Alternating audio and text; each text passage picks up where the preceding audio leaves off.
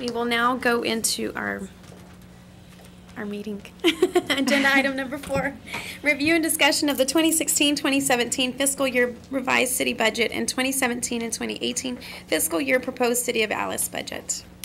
Mayor and Council, one of the last portions of the budget is fees, and Mr. Ramos, as well as some of the department heads who are proposing increases or decreases to fees, will be here to briefly go over those with you all. Okay. Yeah, I don't know who's here at this time, but after the September 7th meeting, when you guys proposed the Plan 5 for TMRS, we ended up with a deficiency in the general fund of $28,557. At that time, we said we had not looked at the fees for the revenues and so forth, or the fee structure. So the purpose of this meeting is to be able to look at that. I think Mr. Rudy Mora is going to, but he's not here at this time, so. Oh, he just walked in. Right behind. Yes, he had his fees that he prepared, and then we had some for utility billing also. So Marisela's going to present those. Okay. And then we had one more, which was parks, Josh. Okay. So the biggest one, it depends how y'all want to start. The smallest one is probably parks, and then followed by utility billing, and then inspection. So whichever one y'all want to do first. Or We can start with parks. Let's work our way up. supposed to be passing. Vanessa, do y'all have handouts? you had your copies, right? I have mine, yes. I can present. I'm making pass them. Okay. I just have my copy. Oh, you didn't have? No, I just have mine. Do you want me to make copies? Yeah, we could make copies. We're gonna have to print that email, so I have this written up. I have it. This is all written up.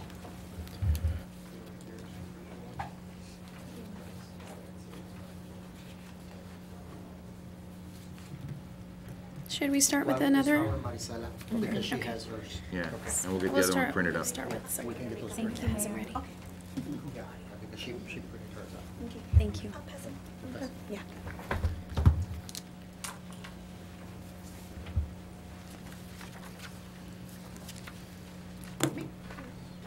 Thank you.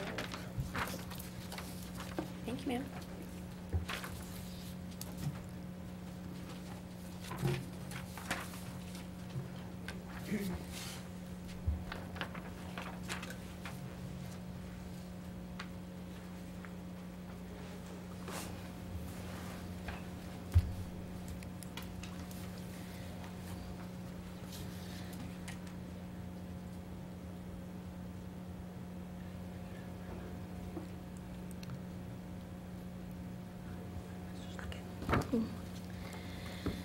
Okay, so we've looked into doing a couple increases. What I'm shooting for is to increase our reconnects during the business hours from 8 to 5, and also the after-hour reconnects. That's anywhere from 5 p.m. to 10 p.m. at night. And also to increase our tampering fines. I have spoken to City of Kingsville, City of Corpus, to base our numbers based off of what they currently charge. Okay, so currently, if you look under the second block where it says under reestablishing service, ordinance 1613-1098, currently we charge $20 during business hours from 8 to 5 and $30 for the weekend. For the weekend and after hours, so anything from 5 p.m. to 10 p.m. These fee increases, if we approve them, will only affect the individuals who are being disconnected. So this is not a fee that's going to hit every single customer throughout the city. It's only the ones who are getting disconnected. And the fees that here, in a little bit I'll be talking about what we could possibly get in revenue from these fees. Again, that would be if these individuals come in to pay for the proposed numbers that I'm using here. So if you look in this little tier, it's showing that in the month of May, we reconnected 32. At the current rate was $20, that'd be $640. If we would have the increase from 32 reconnects that we did with an increase from 20 to 30, that'd be $960 dollar difference in revenue if we would have had these fees already in place. Okay, it goes down across the board if we only did 8 for the month of May or 18 for the month of June. These are all numbers, what if scenarios, if we would disconnect that. In one day, the most that we've ever disconnected, which was a seasoned meter reader, was 40 in one day. That's what you can accomplish when you have a seasoned meter reader in place. Right now, we do not have that. We only have the one who has been here a while, and the other 2 are still learning. So right now, what we're shooting for is about 11 per day, based off our current workload. And if you look in the bottom, if we would have 11 per day, and let's say a 4-day week, and the reason I said a 4-day week, because sometimes due dates, we don't disconnect, not sometimes, we do not disconnect on due dates. The next day, when we're working on the past due notices, again, when you have a due date, the way the process works, you cannot send out a meter reader to disconnect until you finish doing all the Dropbox payments. Because first you need to see, did that customer pay before you generate this list. So by 9:30, hopefully we've already assessed did they pay or not, and then we send them out. That's all time consuming. So possibly it could be 5 days a week, but definitely not on a due date, because we do not give the customer, we don't cut them off on that day. So 4 days is a more realistic number to shoot for. And if we can do 11 per day, like we did last week on September the 7th, that would be 44 in a week. At $20 would be $880 per week. And then if we would do 11 per day at 4 days a week, 44 at 30, that'd be $1,320 per week. That would be an increase of $440 in revenue per week. And then if you multiply that for 4 weeks a month, that's $1,760 per month. And then times 12 would be estimated $21,120 a year, based off of if these individuals come in to pay that fee. Because they might not pay. They might not even be at the location anymore, so the account needs to be finalized. But we won't know until we go out there to disconnect them. And on the tampering, if you go up to the 3rd tier, tampering, right now currently we have the fees in place of $100 for the first initial tampering and $150 for the second, and then additional up to about $2,000 is what you can charge. I would like to increase that because I think that amount is minimal and customers are still tampering, and I would like to increase it to $300 for initial tampering and then $400 consecutively after that. And I would like to follow through with the process of doing the police reports, because it entails, what this entails for tampering is the meter readers, when they're on out and they're reading, if they notice that last month they locked that meter, and this month the ears of the meter, the barrel lock, everything's broken.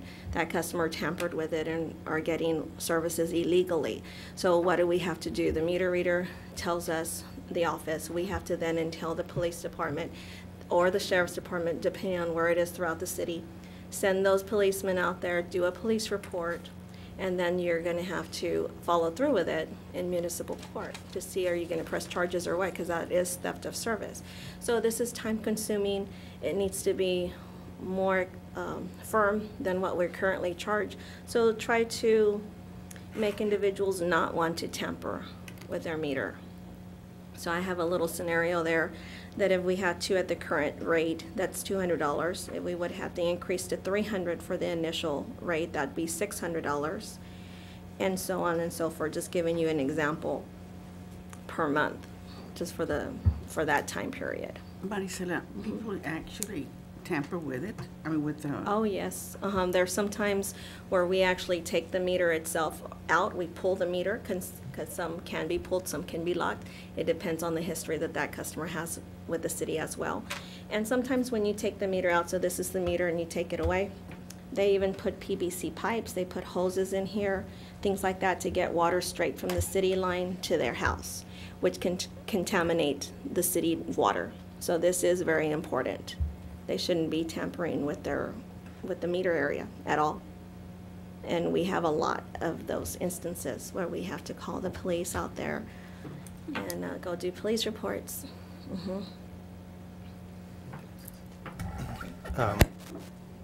Maricela brought up a point that I think I'm gonna have to speak to Mr. Lemon about that. I don't know if you know from the top of your head, or we may have to research it, but anytime you charge them a tampering fee, you usually cannot convict, you can't go through the municipal court system.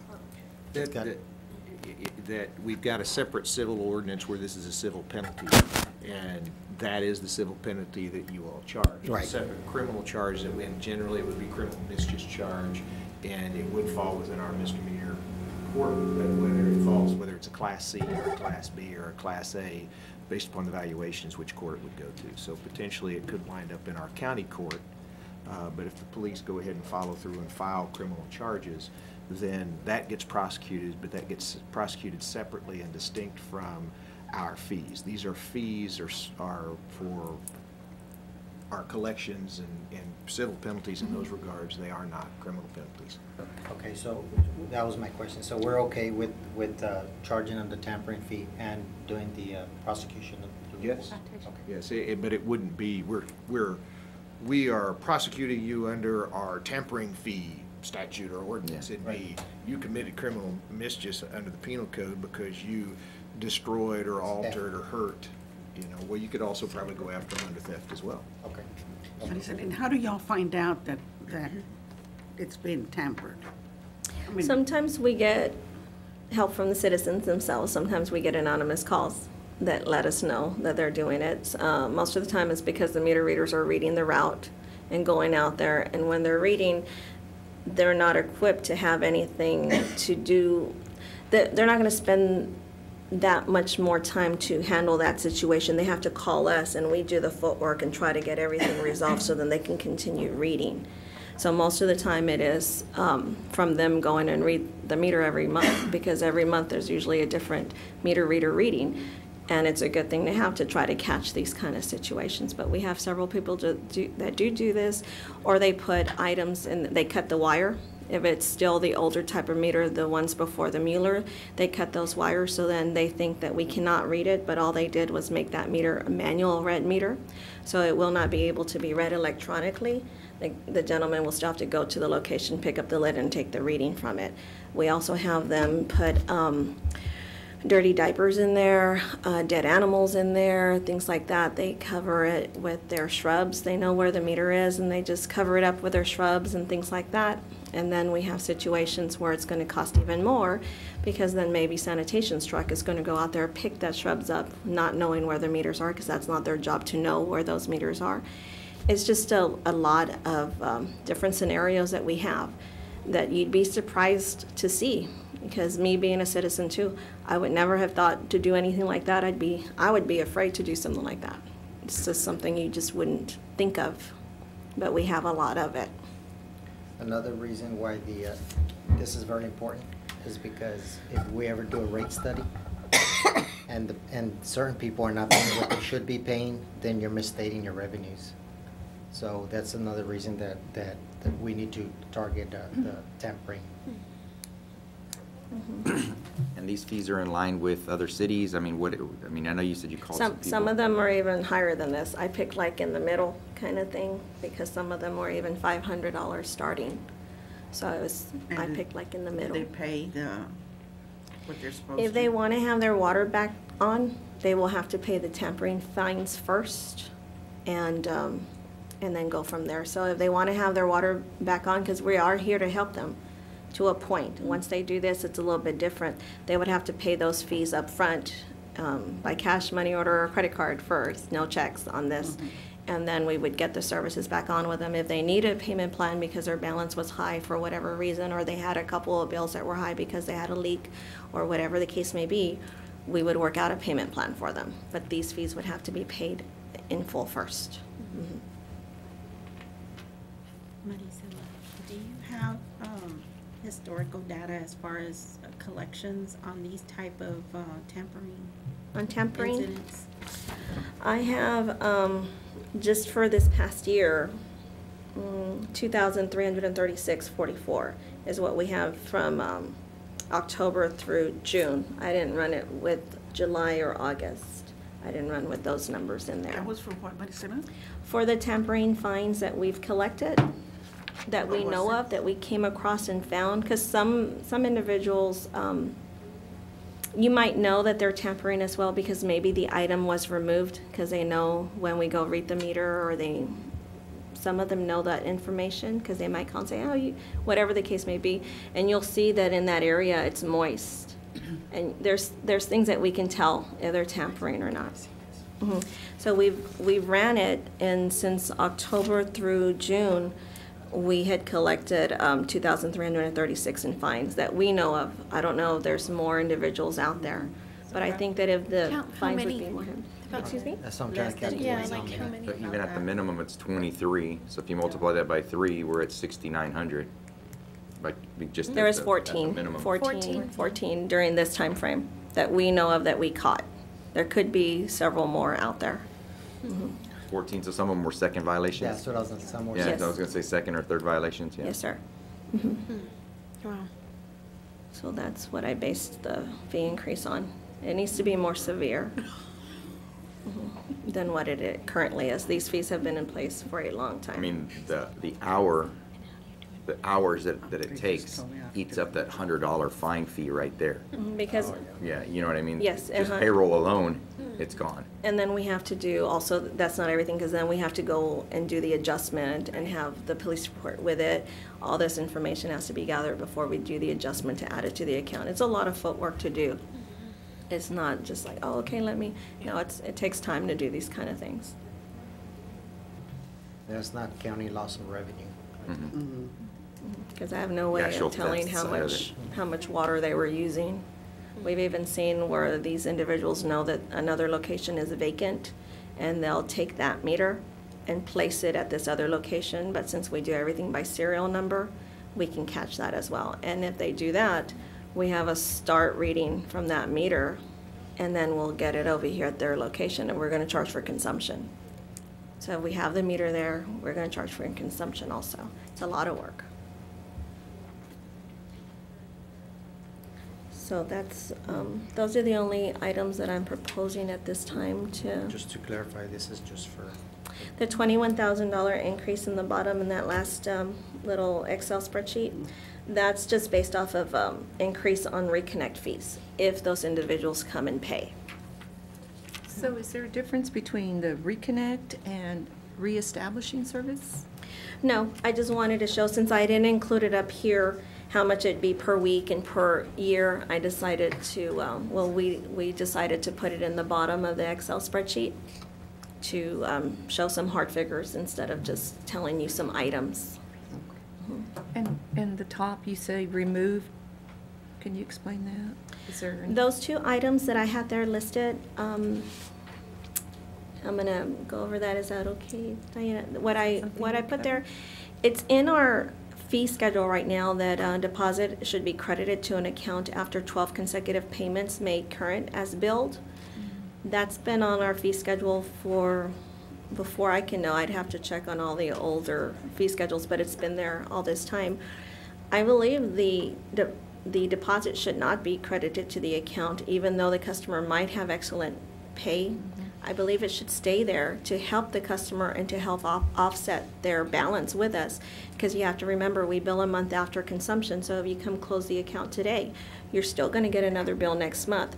So even though you have excellent pay credit with us, pay history, you would still need that deposit to stay on their account, so then when you close the account out, it gets applied to their balance, and then the customer gets the difference either by a refund check or they get a bill from us for the difference. So I believe I want to take that off the fee schedule and leave the deposit that's there. The second line item that's there, deposit waived with good credit reference from preceding water utility company. Since that's there, we have been asked by customers when they come in if they can have their deposit waived, and because of this line item, we've had to do so. Again, I believe that the deposit should stay there because it needs to offset the balance on what's owed to the city. We need to collect a deposit on the account What and is the have it current there. deposit? For inside city limits, it's 75, and for outside, it's 113. And then for commercial accounts, it's 125, and outside, it's 188. But other cities are way higher than us on the deposits. You can even Google it, and you'll see that their deposits are even more. And they sometimes even do it by hotels paid so much and things like that. That's how theirs were. That's pretty low here. It's low. It was based off of to be able to pay at least for one billing, and if you're towards the end of your billing that you're just going to use it to clean up and leave, usually consumption can be anywhere from about $5,000 to $7,000. So your bill's about 60 something to 70 something. So it was to help offset at least 1 month's billing.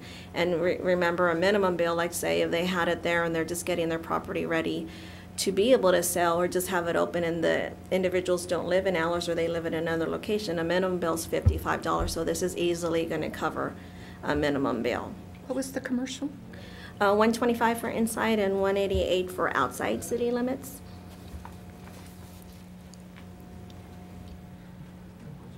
And we did not revisit the deposits, but we can do so if the board, the council chooses. Mr. Ramos, can you tell us when was the last time the City of Alice conducted a rate study? Do you know? I don't know from the top. I don't It's know.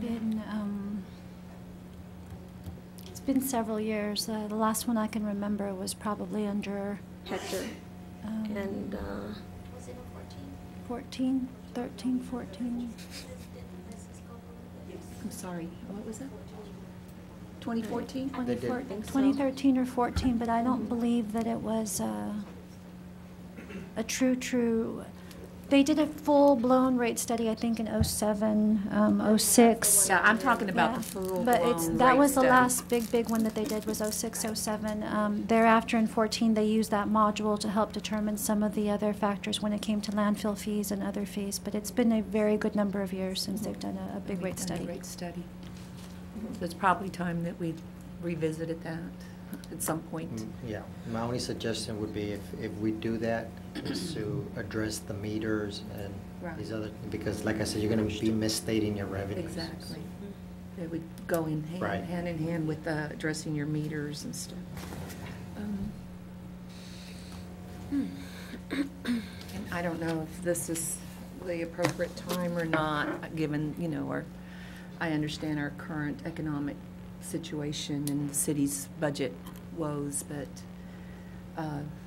at some point in time, I'd like the city to entertain or come back to the council with a study on offering low-income, elderly, or disabled a reduced rate, just a study or some numbers on that, something to think about.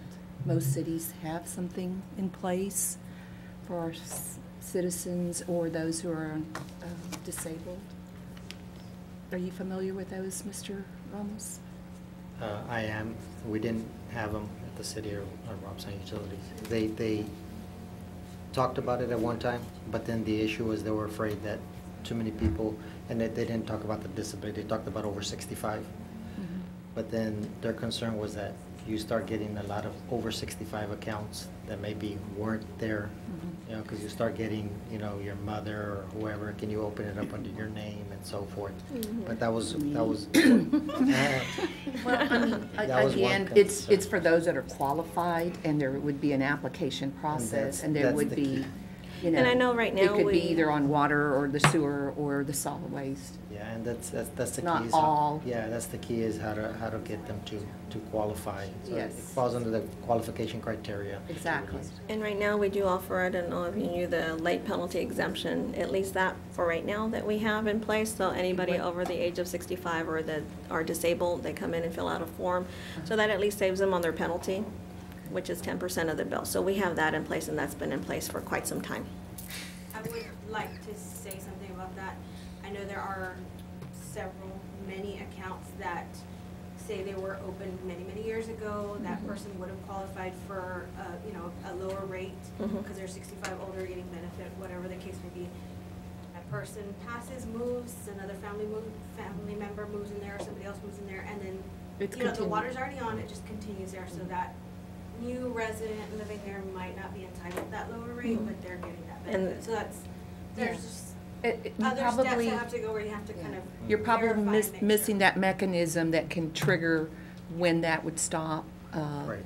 And there are ways, I believe, where you can get notified of that. But something to consider and study, maybe come back at a later date.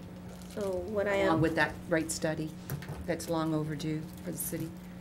so what I am proposing is to remove those two items from our current fee schedule and to increase our reconnect fees from 20 to 30 for during the business hours, 30 to 50 for after hours, and then increase the tampering fines from 100 to 300, and for sequential violations up to 400 instead of 150. So at this time, that's what I'm proposing. Well, I have another question for Mr. Lemon. Since she's proposing to remove these two, and if I understand correctly, you said you would, the deposit would apply to the last billing, when they whether close it their closes account. the account. Would that Mhm. require an ordinance to change that, Mr. Lemon, or how do you address that?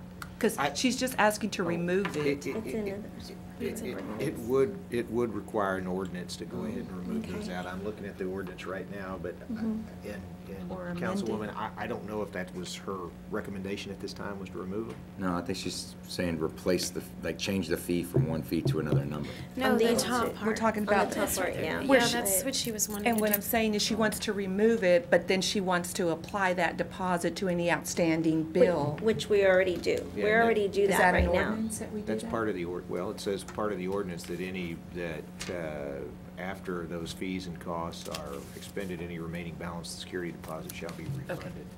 We already do that. we already have We that already do ordinance. that. That's already in place. So that kind of doesn't make sense.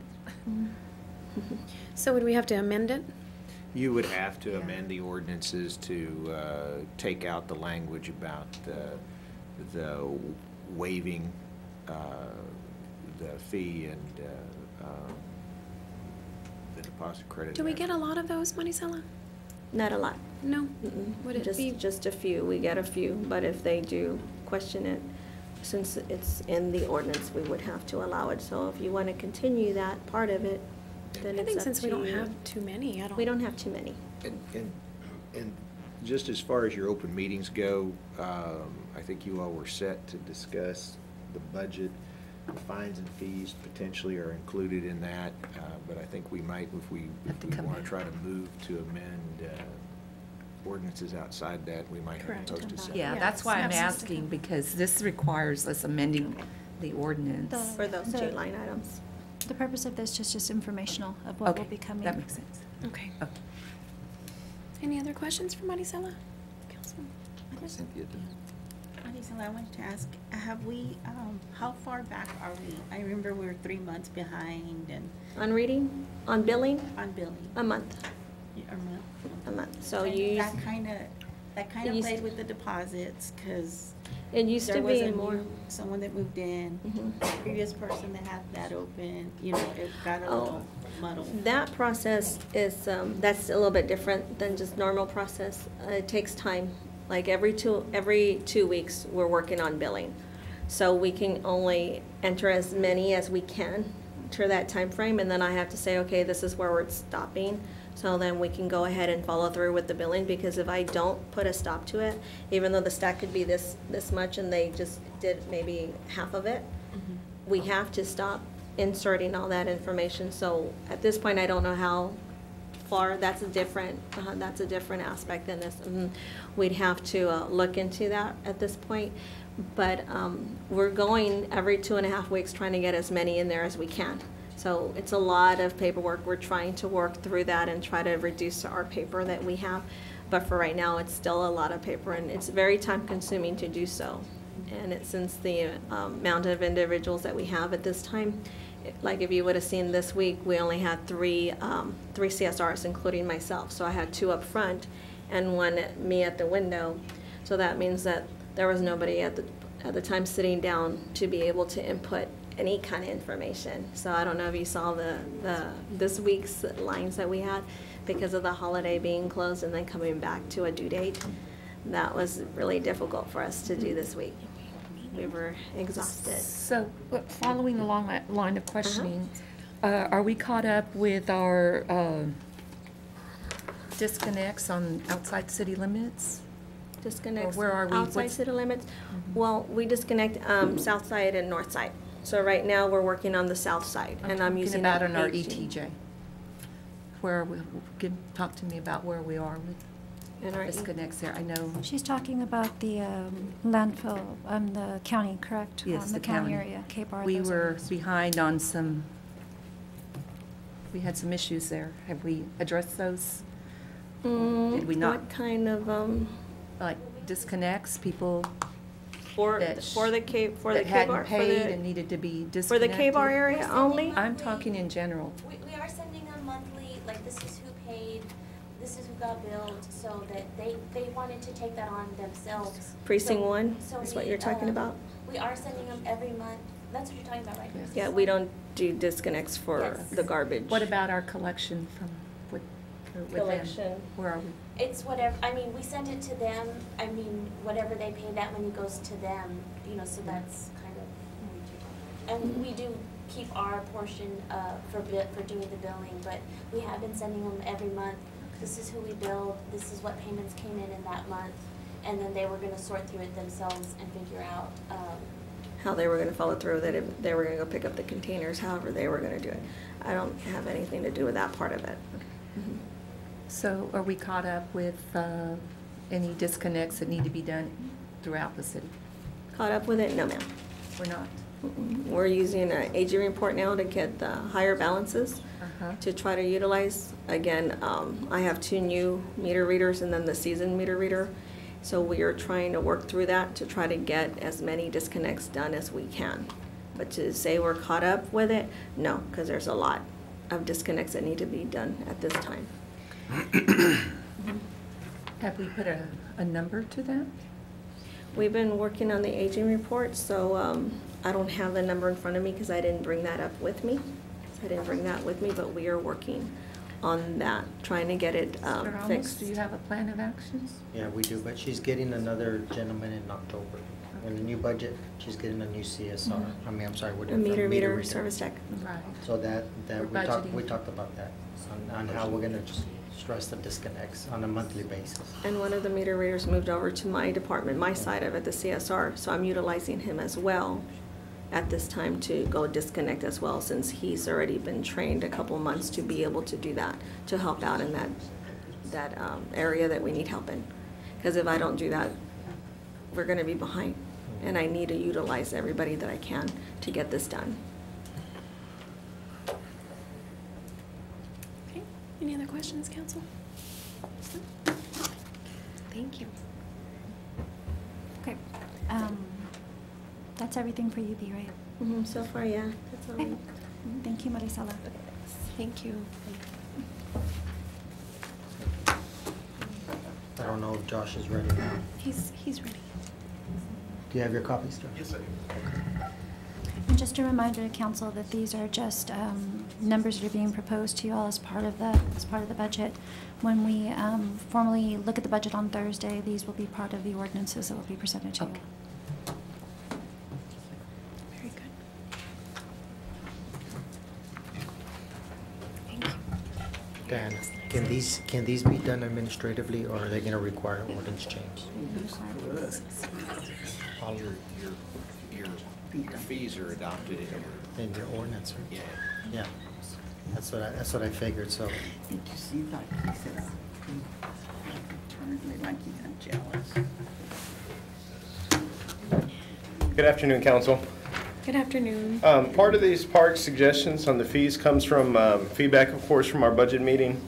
You'll see some additional new revenue sources for the city, and also a cleanup of some existing fees, and also helping justify some current expenses that we incur. So I'll start with the ball field lights. As we discussed in the workshop, we're facing in excess of $35,000 in fees, what we're paying for lights at our ball fields. These are meters just at the ball fields. We've had finance run a report from one December to the next. That report indicated $30,195 in that calendar year that we had paid out. Currently in the fiscal year, we are in excess. So I'm proposing, currently we have a rate for regular use at $25. And for tournament use, $15. These are fees in addition to using the fields. So the proposal was just to have one flat fee of $50 for lights. And then I'll address some other issues we have further down, but one of the key issues is people not remembering to turn off the lights when they're done. Now in maintenance and usage, just in supplies, as Javier had pointed out during the workshop, we're approaching about $10,000. These are field markers. This is supply for paying for marking the fields, maintenance, and other costs. Not to include the 2 employees that do spend a number of time at every field, whether it's picking up litter, mowing, other issues, restrooms, other things that do occur out there. Recently we had some issues with restrooms due to some infrastructure issues. So on the usage of the fields, currently on the field practice for non-leagues, it's $15 for 2 hours and an additional $10 per hour after that. To clean that up a bit, I'm suggesting one fee, $25 per field use hour. This is for practice. On the tournament side, there's an existing fee of $75 per field. We're suggesting leaving that alone. And again, on lights, if they do want lights, it would be the $50 fee in addition. Concession and looking at our fees and analyzing our reports and talking to staff, that $35 had not been collecting. That's something that's being addressed and that has been corrected. So we will be collecting that fee going forward. Concession is in addition to the field use. Now the one thing we had as well was the $250. This was a cleaning and maintenance deposit. This is typically for your leagues, National American Boys Girls Club, and I believe we have a couple of other ones. And they would pay $250 at the start, and at the end of their season, we would refund the full amount of that. What I'm proposing is to refund only half of that. We do, again, spend a lot of time in personnel cleaning up litter, hours cleaning up litter alone, not to mention the other maintenance costs currently of fuel and staff. And of course, preparation for the tournaments. We also have an issue with keys being returned. That other $125 could be held if we don't have our keys back at the end of the season. If lights are constantly, if we're having a constant issue with lights that are documented, our staff does go around and they'll take pictures of the lights being on at night. They'll report that the next day. If we have those kind of issues, the other $125 could still be withheld. And that would make some changes in our current contract.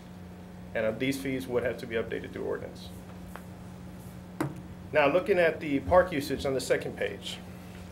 Again, we had talked about the Anderson Park Pavilion. For some time it has been just a $75 fee for the day. So proposing to change that for 2-hour use. That would allow for more parties and more events to be booked there at the pavilion and more revenue. Right now, year to date, we're at $49.95 in fees. I'm anticipating with it now being an hourly fee, we could see up to a 50% roughly increase, which would estimate revenues at about $7,500.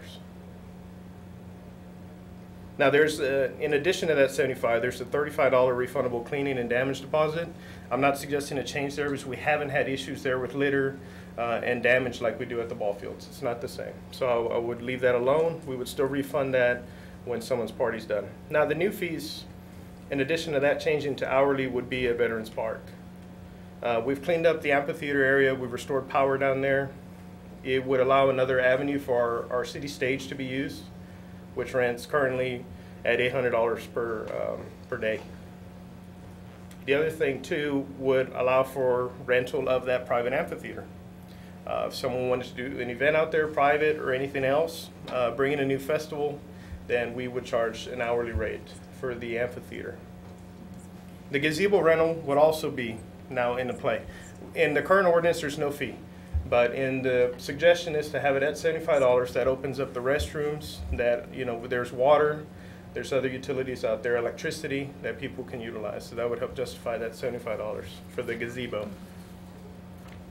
And we've helped to, we've started, I should say, promoting more. What we're liking to do at the gazebo is encourage more music or more theater arts in that park in general. And to have somebody do an acoustic set out there and they can rent it for $75. And that would be for 2 hours. So Josh, on rental for stage and amphitheater, it would be 1,000 then to do the amphitheater plus a stage, or what are you? Yeah, I mean, that's totally up to what we decide, but that's just a proposal. If they wanted to rent the stage, they could, or the current rate for the stage is 800. And then I'm proposing a private rental fee for the amphitheater at an hourly basis. Josh, there's a stage there? Yeah, We have our city stage, the one that they just used this weekend. But it's not set up all the It time. would have to be set up. right, That's right. part of why it's so expensive. So in other as words, well. $1,000 if you were gonna rent Yes, that area. pretty 'Cause much. you would probably do it with. And the amphitheater? What is that? The amphitheater, I mean, there's the steps. It has the concrete steps already there that have been there for many years. And then the lower part where we used to have the Miss Alice pageant. The creek, right? Yeah, That's the amphitheater. yes, in there. But it's full of water? Yeah. So this is for a city stage that Yes, we ma'am. have? Yes. Oh, okay. It's our existing I was stage. thinking there was a But stage it's out allowing for an additional spot for it to be used. Same thing, Yeah. multi-use. If we use it in that fenced-in area, that's We the charge revenue 800. going to that department. Okay.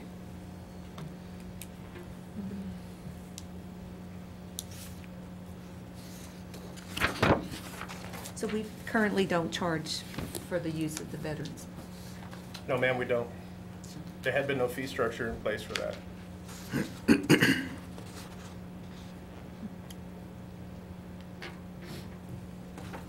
Would that be- Anderson, I'm sorry, go ahead. No, go ahead.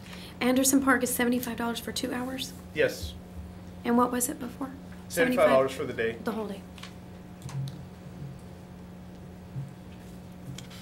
How many baseball fields do we have? We have Buena Vista, we have the sports complex on Cameron and Lincoln, and then there's Anderson, the East Field. I think baseball fields, we have 4, if I'm not mistaken. And there's 3 kickball fields, there's a fast pitch, Pee-wee. 2. In totality, what, maybe 10? There's Soccer more than fields that. at Anderson Park as well. The soccer fields are actually a baseball. There are quite a bit of fields. And then I had checked with Robstown. Robstown, all their fields are run by the county or their school district. Kingsville, they're all run by their county, but they don't have nowhere near what we do. Oh, okay.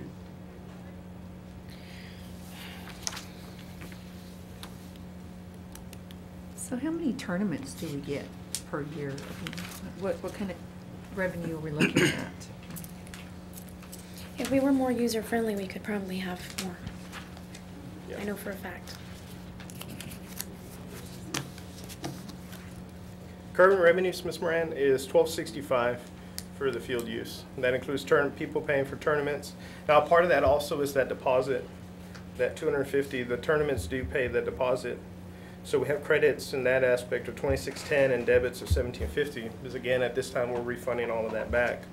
There's a net field usage at $860 on top of the $1265.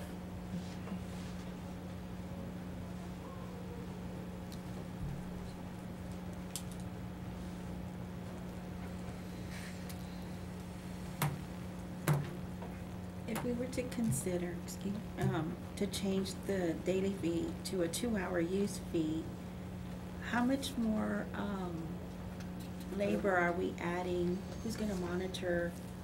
On the weekends? Bookings and, yeah. Well, the bookings, we handle it here. We have staff here that they have a calendar and they keep records of that and what time.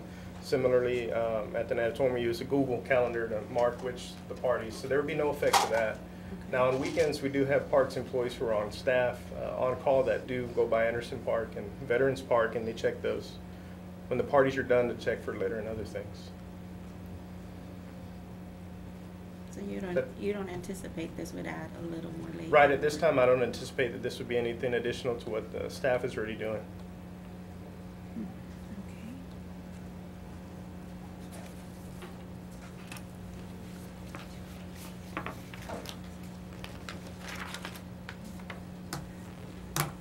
On the private tournaments, do we use our labor there, our staff and labor?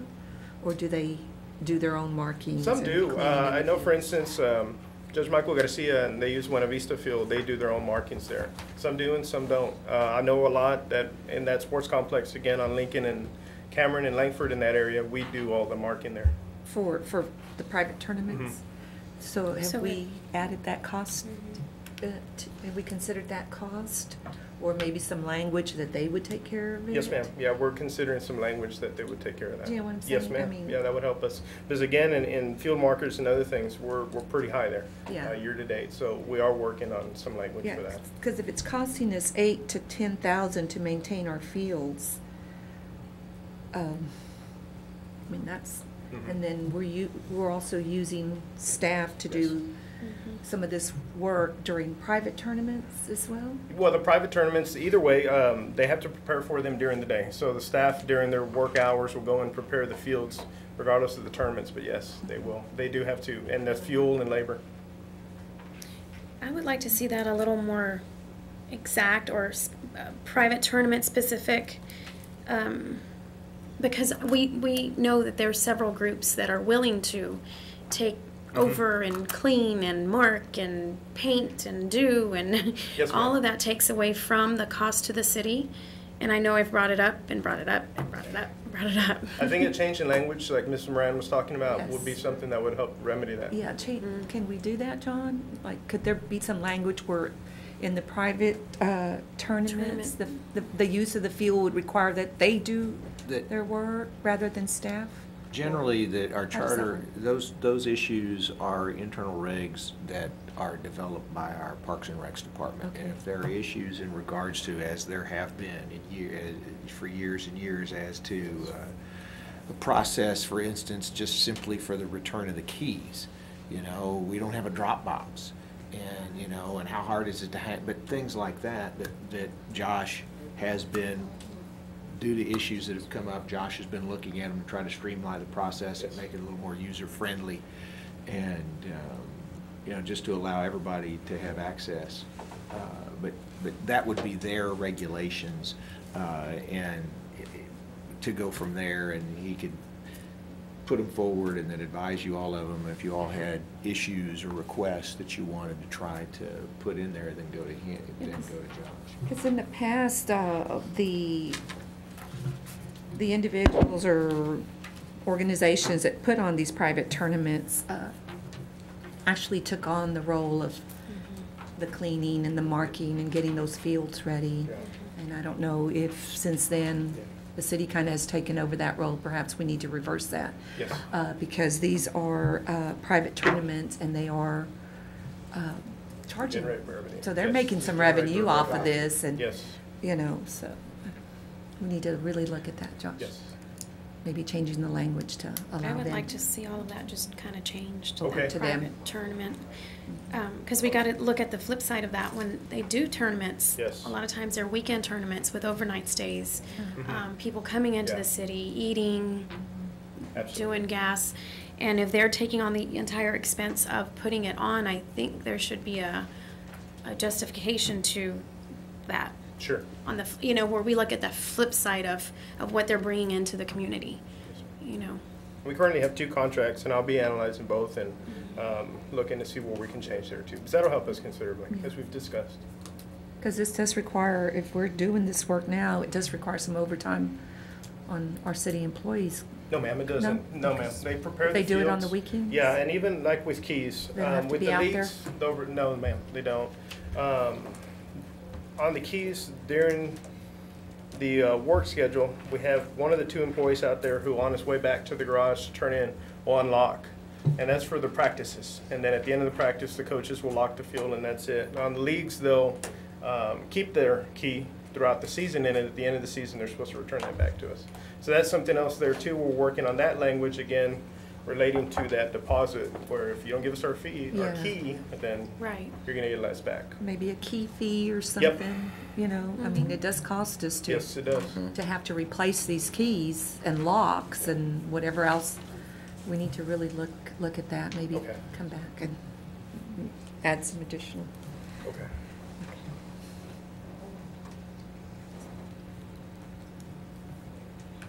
That's all I have.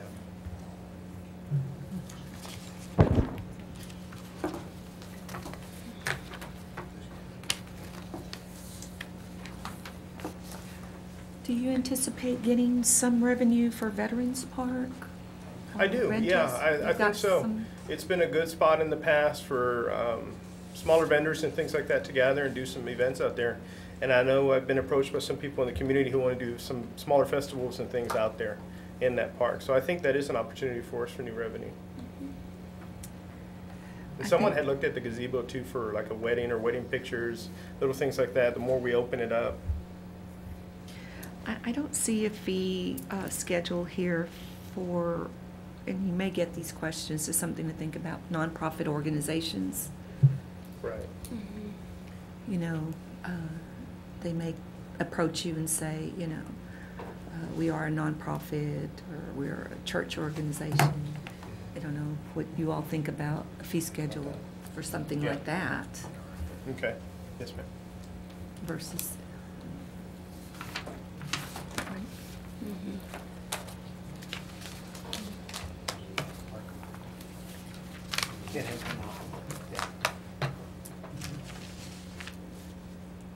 Any other questions, council? No? Thank you, Josh. Thank you. Thank you, Josh. Thank you.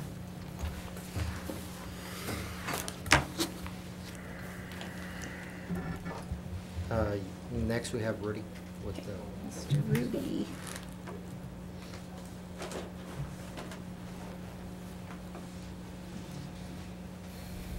Good afternoon, Council. Hello. Good afternoon.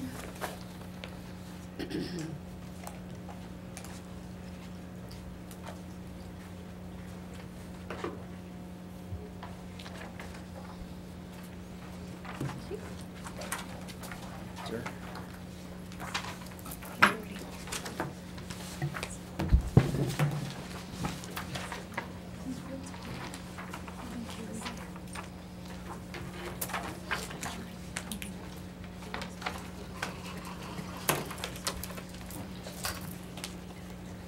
What I've just handed out is for each three departments.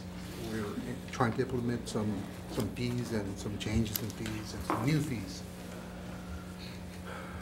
The first sheet you have is for the engineering department.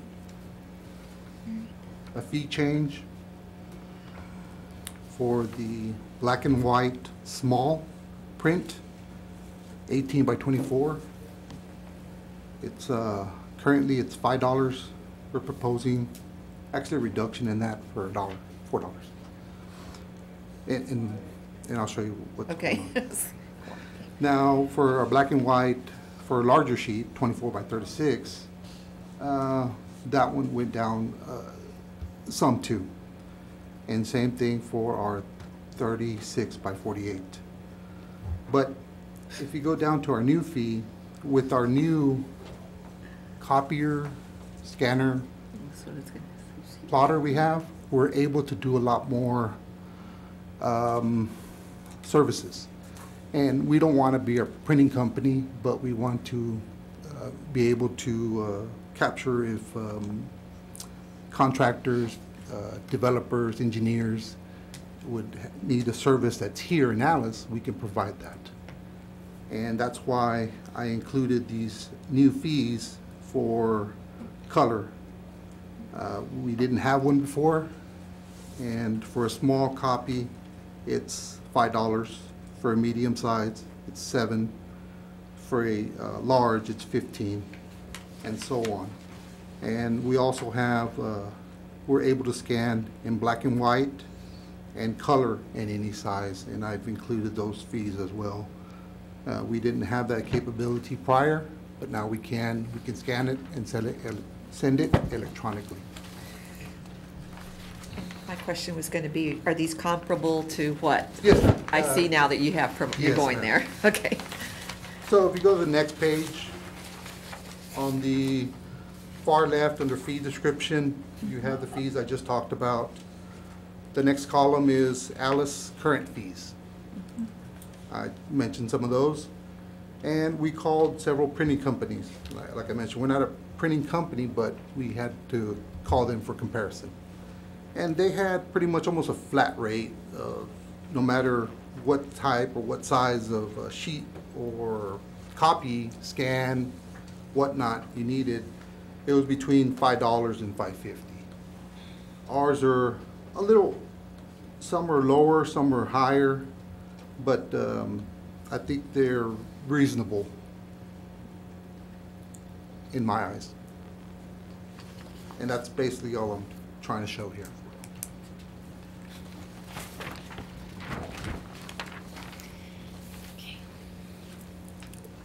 Council, any questions? Rudy, we're trying to make money, not. It was just the black and white. We're not that far off. It's now that we have a new service, which is for color and scanning. We never had that before, so. You see less asking for the black and white? Yes, yes. Color takes a lot more. Color more. Do you, I didn't see anything, what current revenue we have generated versus the proposed? Since we got our plotter, I think it was somewhere around $300. We're slowly getting people to, they really don't know we have this capability. So when we talk to contractors and developers, we tell them that we're able to do that printing for them if they needed to.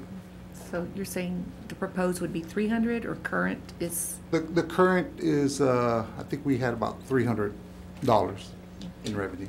It's not used very often. I was going to say, Not we very used don't very use It's it. not a service that we sell. It's not a service. We offer it, but we don't sell it. And who are your users, Basically, contractors? contractors, developers, engineers. We had someone that wanted copies of plats. Well, yeah, yes, ma'am, you.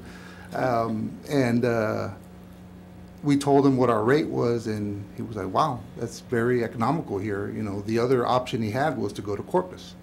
Well, you have the time driving over there, and the gas or fuel you spend out there, and then, you know, your cost. So that's how I kind of justified this. And these are maps they're asking of subdivisions, what types of? It varies. You get from a Zoning base map. maps, or- You get from base maps to water distribution maps to wastewater collection system maps to drainage maps to just regularly, basically just plats.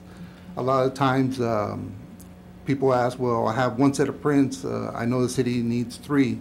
Can we bring them to y'all and y'all make the copies?" Sure. If you're willing to pay these rates, we could do that for you. So I noticed you mentioned different types of maps. Do those not require maybe a different research or cost as far as for the printing? I did it based on the size of the print. The size, you Yes, didn't go ma'am. into adding what it costs to research it or staff? No, I did not. I did not. Rudy, since you know we're not a printing company, did you consider just leaving the black and whites? Like, you know, instead of going down on the price, just leave it at 5, which is what we had it before? We can, and that's fine. It's just something I suggested, and we can keep them the same. It's not an issue. I just feel since, I mean, that's not we're not, Yeah. it makes no sense to cut our neck when everybody else is I understand. charging a little more. And Rudy didn't include any of these additional revenues because there were so many.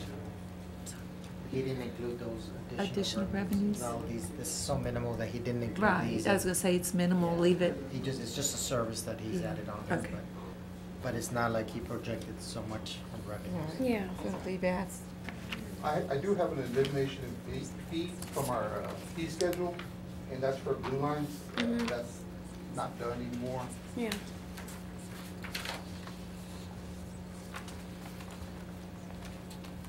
Any other questions, council, please? I would just like to say, you know, on that black and white, just to kind of stay the same. Absolutely. Any other questions? No? Okay. Next. Moving on to the codes department. We have health permit, daycare permit, mobile vending unit, and special assessment certification. The current fee for the health permit is $100, and your proposed is $150. The daycare health permit is $60, and we're proposing a $15 increase. The mobile food vending is $25. Proposed is $50.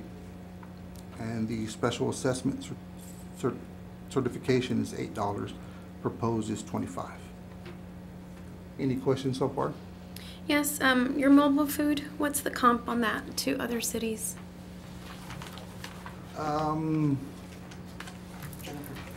They vary, pretty much everybody's going high. I know Corpus was doing, one something. A month? Correct. I feel like that needs to be revisited, because if we look at a mobile food company paying rent $600 a year. Okay, I can certainly do that. I just don't feel that that's. How many of those permits do we issue roughly a month? Do you have any guesstimate? Scott? We probably issue, they vary, about 5, a little bit too many. It started off, it kicked off real good where everybody wanted to do it. However, there's complications when they just want to bring a tent or something, they need to pass inspection, so that's where it kind of stalls up. And that's where I come from, because it does take manpower to watch these places. And they're sporadic and they pop up, and I'm not downing them, but I think as a city we need to watch them a little more, because they can disappear overnight. So I would like to see that fee be more comparable to other cities. And Councilman Crisp, I have the quantities for the fees year to date on the second page. Okay, great, thank you. Yeah, are these mobile food vendors? You're showing quantity 18. Is this current registered mobile food vendors? Okay. But they don't, since they do month-to-month basis, they don't all come. They change. On a monthly. Like this month I'll skip it, next month they'll come. They're like that. We do have a problem with them paying on time. They'll be set up the following month, and it's midweek, and they haven't came to pay. And so that's something that we're looking at, see if we can charge them for a late fee on that. And I wonder, so like, so say like a festival, is that considered the same mobile food, or? The only difference would be that that's a special event, Right. and it's only that certificate is only good for that special event. Okay, so do we have, so that's a special assessment certificate? No. No? I don't see that one on. So what would that be classified under? Special event. It's a $35 fee that we A $35 fee. Is that on Okay. here? Is that staying the same, I guess? Special event? Yeah, we didn't review We that didn't one. review that. So it's $35. Yeah, because I'm not wanting to touch that. I'm more concerned about the food trucks that are. Yes. I would love for them to be in a business establishment with brick and mortar. So We used to have I'd it. like to encourage to that. where it was $250. And then they started complaining, but it eliminated a lot of problems. Them just being in a private property with no bathrooms. Right. Just opening up everywhere. That used to be it until, I think they recently, maybe 2 years ago, voted the $25 in. Yeah, no. And it got a little out of hand. Yeah, and it's a lot of work for city employees, I think. So in addition to the mobile food vendor permit, you also require them to have their health permit? Yes. So not only are they paying The the food. mobile, yes ma'am. It's all in one.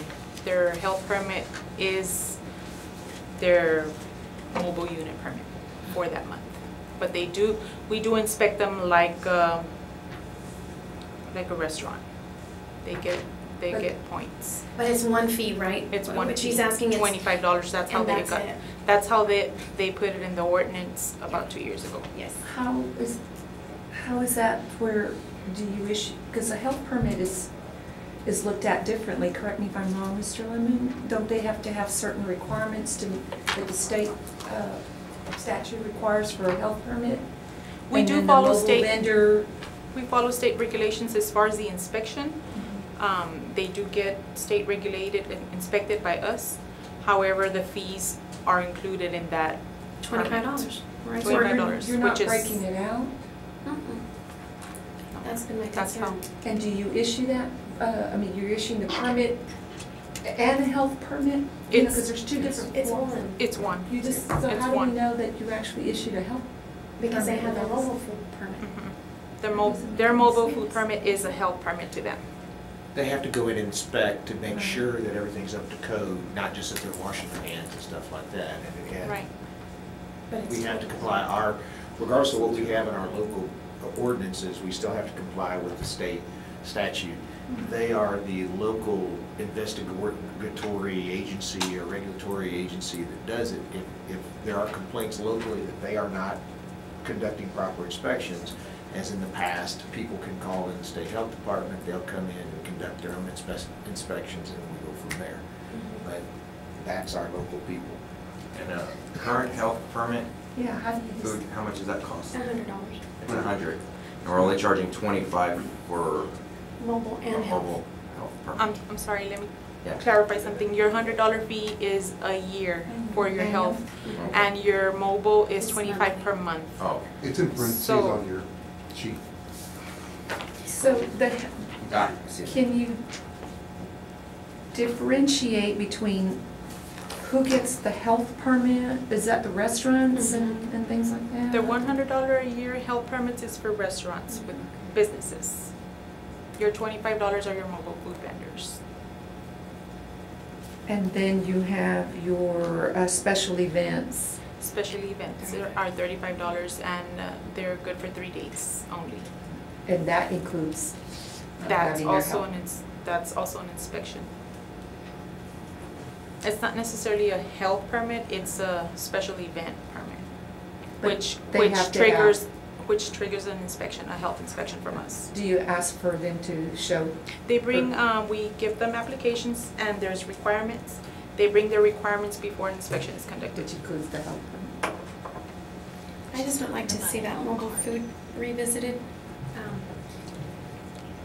And I'll say it again, I support local businesses and small businesses that work hard every single day to follow health regulations and employ employees in our town and do all of those things. So I'd like to encourage people to open restaurants and not just have a mobile restaurant, you know. If I could get a feel for the council, I'm proposing $50. Would 100 sound unreasonable? Well, I don't know, I mean, have we done some comparisons? Yeah, she with- said it was about 150. And actually, we are the cheapest, and those cities that are about the 150 are going up also. They're going- That includes Kingsville, I just spoke to them. How much? They're just in the proposals stages. I'm okay with 100. I'm good with moving to 100 for the time being. 100? Be revisited.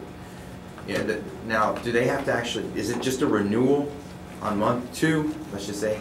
Or is it another inspection on month 2? That would be a renewal unless we get a concern, a complaint, or we see something on site, you know, we can go ahead and we can visit anytime that we feel, you know, if we pass by and we see something's not done.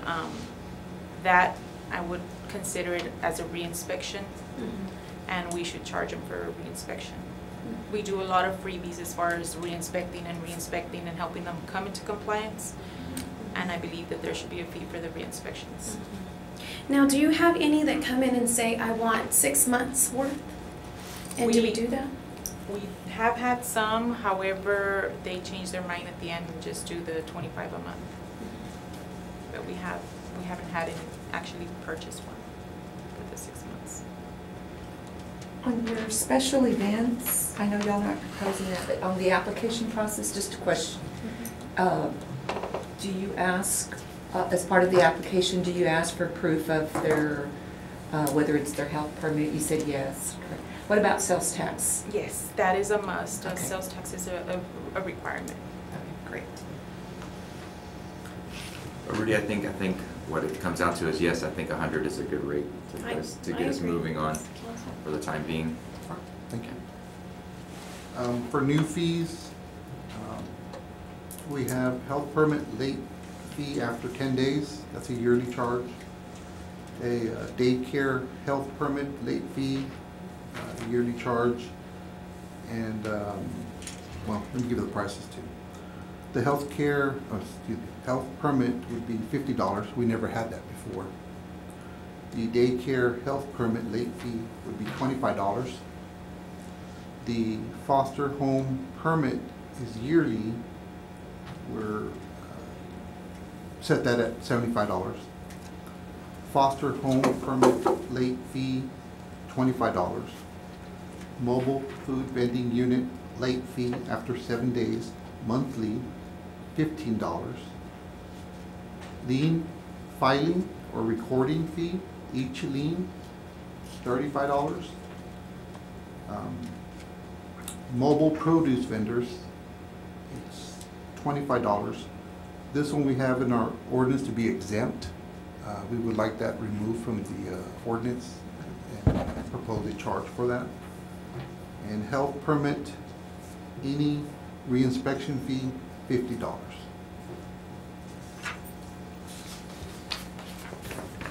You want the mobile produce reinstated? Is that what you said? Yes, ma'am. It's exempt at the moment. It's under agricultural. Agriculture. These are the people that are selling your watermelons, your fruits, stuff like that. Farmers market? They're exempt. We have an exemption right now, so that means they don't get permits. We have trouble with them parking on the side of the roads, just anywhere. Kingsville does inspections on them because there's complaint of sometimes there'll be too many flies or stuff can get contaminated. So we make sure that their sanitation is clean. We can charge them for that inspection. So they're not considered an itinerant or vendor? Because it's agriculture, that's how we have it right now. So you broke it out because of agriculture. And that application process requires them to produce their health permit? Where do those non-food little vendors fall into? The itinerant vendor permits. Not sure. What would be These- peddlers? Your peddlers, your itinerant peddlers. These are your people that sell carpets, bows, blankets. We do have some that occasionally come. They usually park in front of Bell's. That is $250 a month, and they do pay. And basically, when we do their inspection, we make sure that they keep their areas clean, that they don't leave anything behind, that they pick up every day and take their stuff. What about for fundraisers? Do you all require anything from? At this time, we do not check anyone on fundraisers. I believe there's an ordinance that says that they're exempt. There is an ordinance that they're exempt? Yes, I don't see it here. Maybe it's in the next one. But what about licenses that we issue? For example,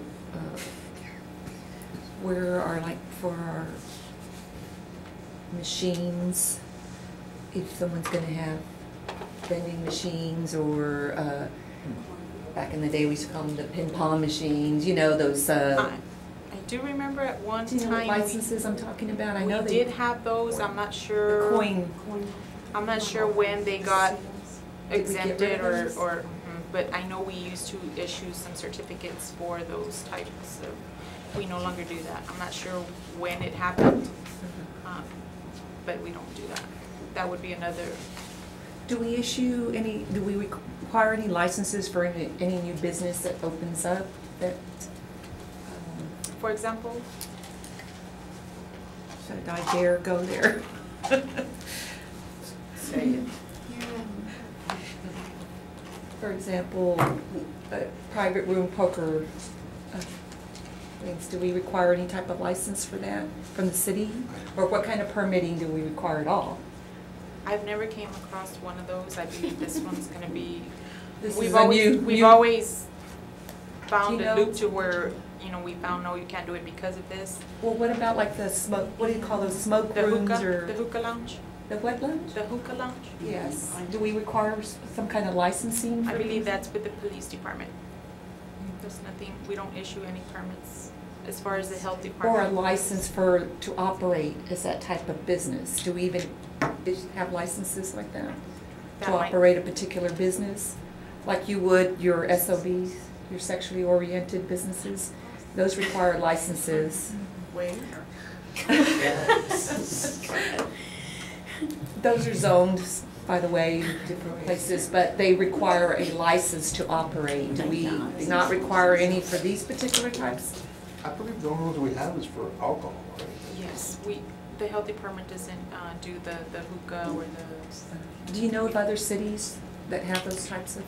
The city of Alice doesn't have any licensing. I do know that other cities do. However, the only thing we have is the C of O. Right, I know that we require, And that- because. but there's nothing, And if no licensing. If they offer food of any kind, they have to get a health permit. Yes. So However- alcohol, But they have we to get won't know alcohol. that because they don't come to us to pull a license. Right. So we don't know what they're gonna be offering.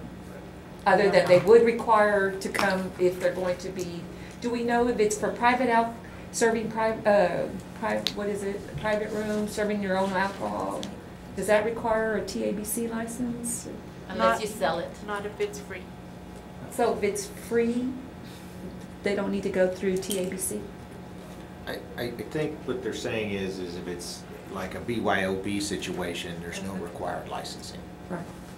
Actually, also if they give you a sample, or it's also not required. And these are state regulated, it's from TABC. I know we have where they do the nails, they'll offer you a margarita. They're not charging Or you a for glass it. of wine. How do you know? Pedicures. Right. But yes, we don't issue any certificate for that. So, Ms. Bueno, there are other cities that do require a special license or a license for these types of businesses? In addition to, say, your nail salons, Uh-huh. you have your state license, your city license. Right. Your adult businesses, your bars, your, Right. other cities do have licensing. Where you Yes, have to renew your business owners. license either And- once or every year. And we don't have any of those types of, did we ever at one time? Not that I'm aware of. On that note, the alcohol tax, where does that, do we charge that? It comes, the state gives us fees, they have their fees, and they tell us how much we can charge them. I think it's half of what they pay to the state. Let me get that back.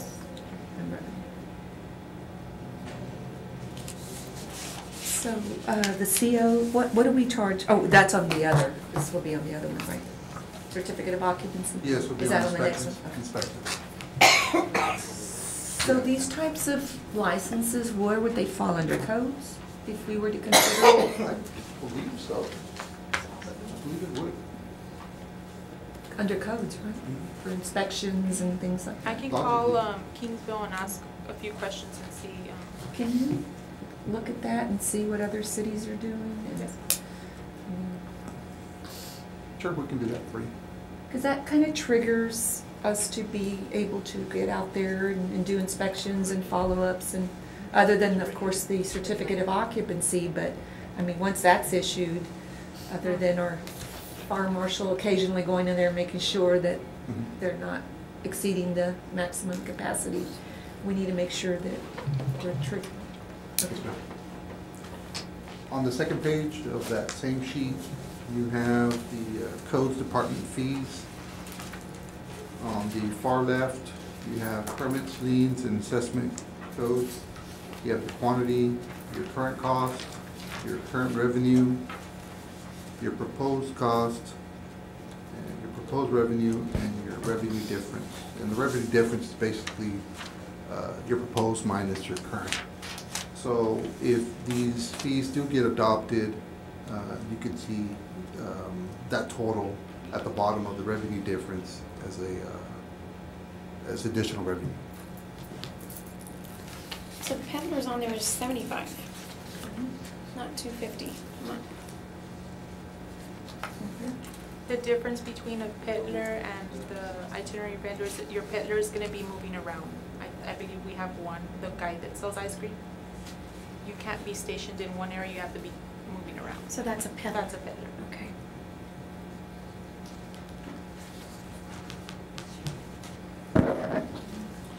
The item below it is the the new fees that we talked about. And same scenario, you have revenue difference, and at the bottom would be a total additional revenue. The quantity, it was an estimate based on the quantity up above. I think for alcohol, if there were, well, go healthcare, if the permits, a quarter of it came in late, that's the number I used. Okay. Any questions, Cal? Just the rationale as to why you brought only these as opposed to reviewing everything else? All the other fees that we have not, that are not here? For codes? Or in general to everything? Is there? Well, I asked them what we had in quantity for these particular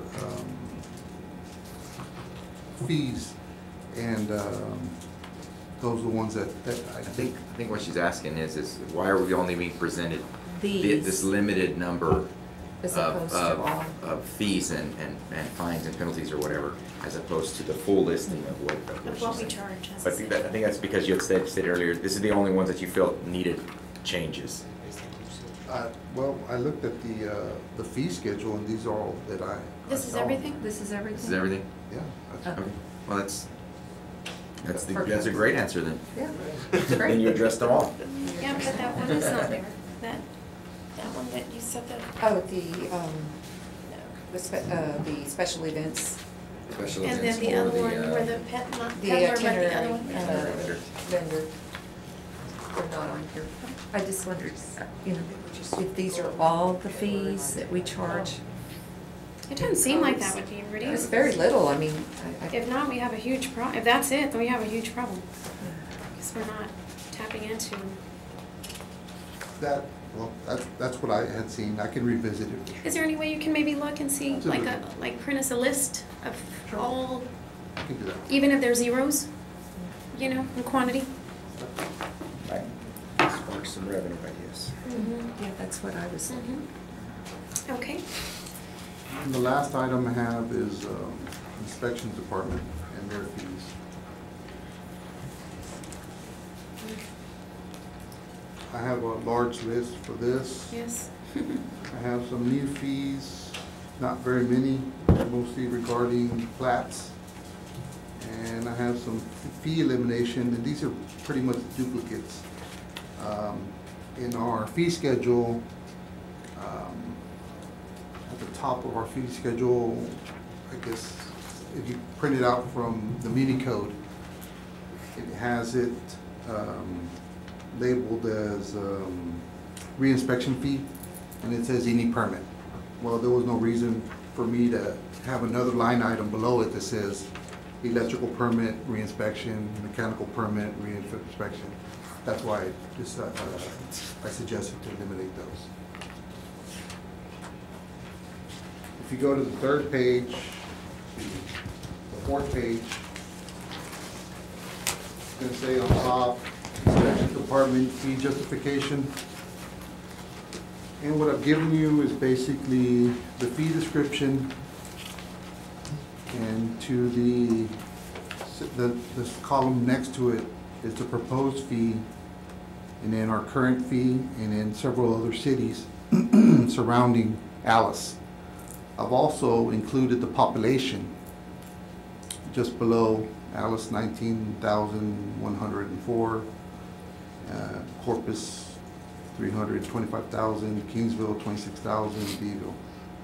I believe we should be between Kingsville's current fees and Beeville's. What you will notice, there's a lot of blanks on some of these fees. Well, the reason is these fees don't have the exact itemized fee as the city of Alice, and it differs. Like if you look at Sinton, and you see where it says, it's in green, it says $30. Below that, that's $520 for a building permit of 100,000 or 1,000 to 50,000. And they have another one from 50,000 to 100,000, but they don't have anything below that. They don't, it just caps at that point. As opposed to ours, we go all the way up to $500,000 and up. So what you see in yellow here are all the lowest fees. What you see in green are the maximum fees.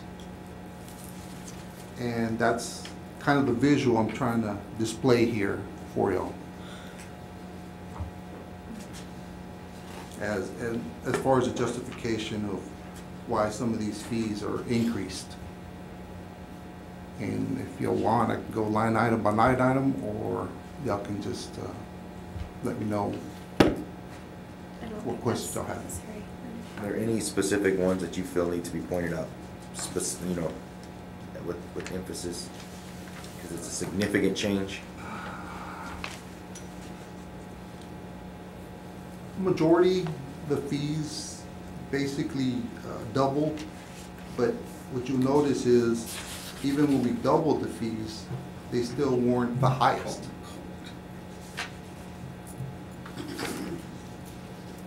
But let's see here.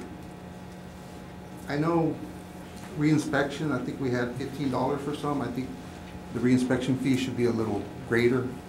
In most cases, I had that at, I believe it was at $30. 50, excuse me.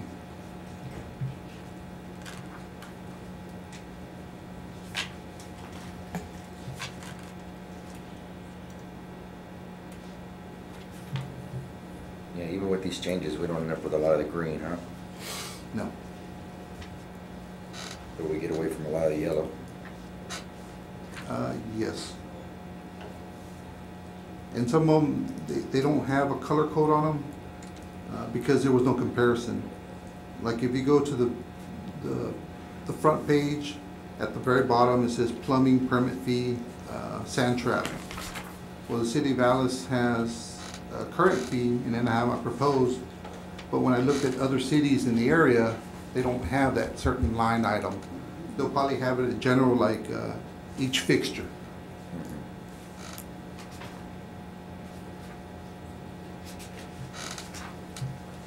I did notice that some of ours are still very low by comparison, like even like the electrical permit fees, motors per horsepower, $1 per horsepower, and that's $7 below the closest one. What exactly does that pertain to that you would, or that we would feel that it could stay at such a low value? Well, a lot of it was, the justification was, we pretty much doubled the fees. If we want to go above that, I'll entertain that. It's just, I kind of need a little bit of direction on what's fair and what. I see what you're saying. Yeah, you didn't want to go above and beyond already doubling what people are already paying. Yes, sir. So, in addition to, for example, in your electrical permit fees, I mean, there's fees for it. So, an electrician comes in and pays for an electrical permit, and then he's got to, depending on the work that he will be doing, he pays, in addition to that one permit fee, he's going to pay fees for example, lights, outlet switches, plug-ins, or how are these fees allocated to?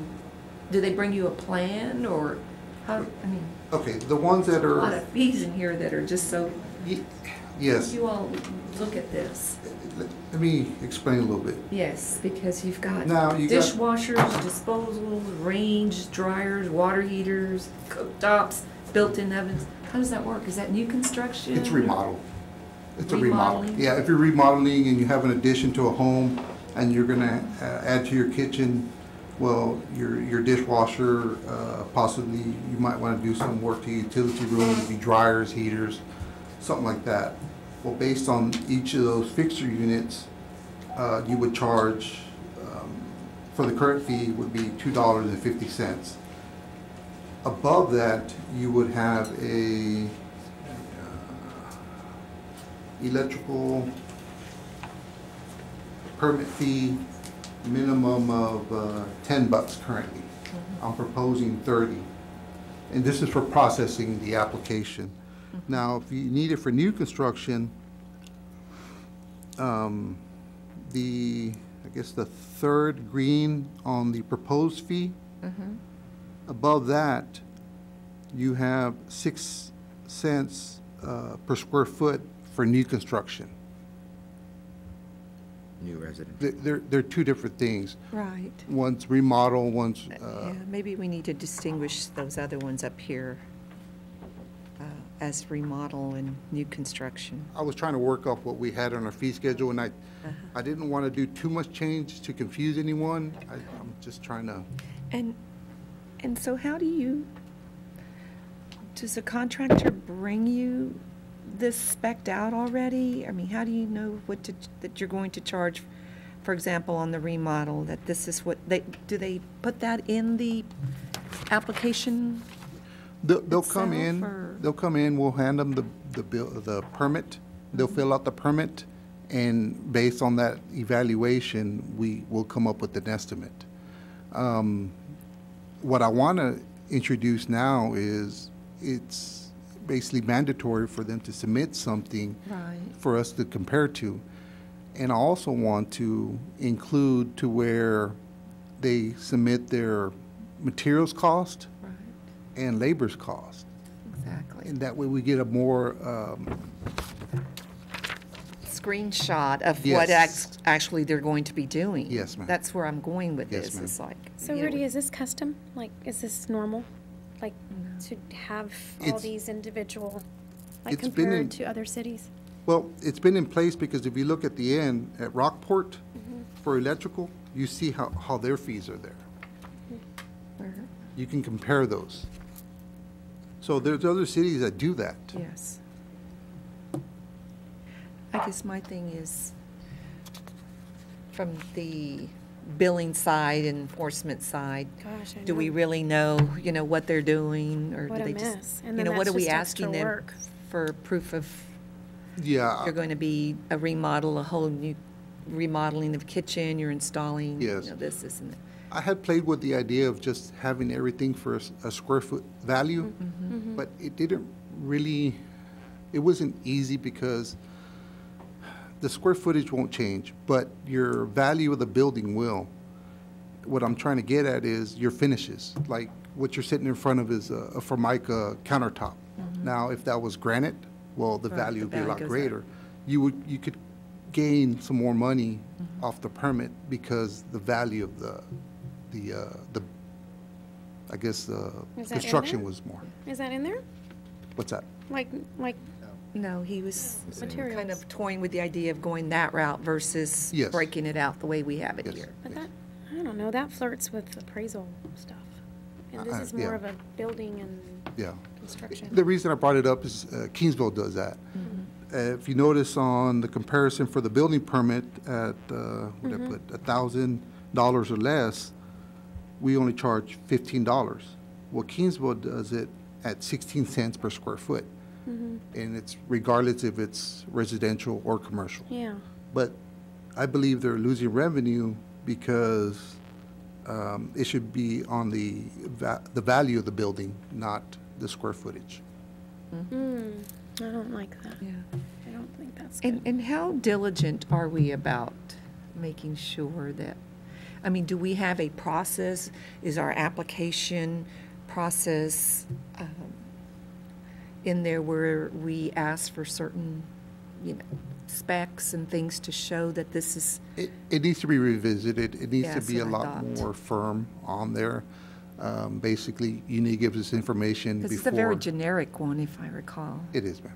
It is. So are you going to be looking at revisiting that so that we can capture some of these fees that we Yes. may be losing Yes, based on our application?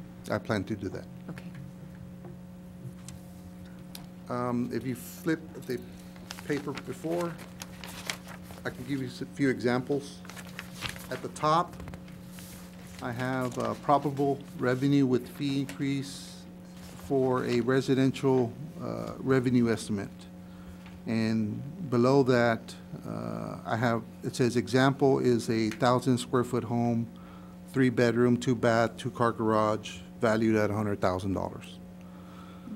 Based on that, you have your building permit. Your current fee is $460. Your plumbing would be based on the fixtures. So you would have to fill out that form, and that's how I came up with that $75. Your mechanical, you would fill out that form. That would give you the $100. Same thing with electrical.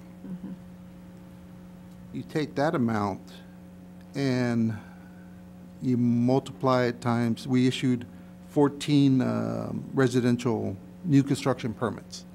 So that's how I came up with the revenue, the current revenue. And then in green are my proposed fees, and then, as I did before, the revenue difference. So for example, that total at the bottom of the revenue difference would be what we could have collected, additional to what we have. Now, below that, I have another section that shows your commercial revenue estimate. We had 7, and the example I used was Chicken Express, and you can see the total revenue difference at the bottom there. Now, do not take those 2 numbers and try to plug them into the large table below. This large table is the permits issued and our current average fees, our proposed average fee that I'm proposing, and then your revenue difference, that'll give you that total down there.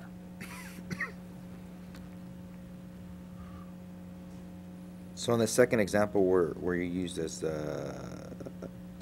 Chicken Express. Yes, sir. We're looking at an increase in fees of about 2,000-ish, a little over. Well, it's actually double exactly. It's double. Double that, so Double. 2171. Yeah. So To 43. to each new business that comes in and builds.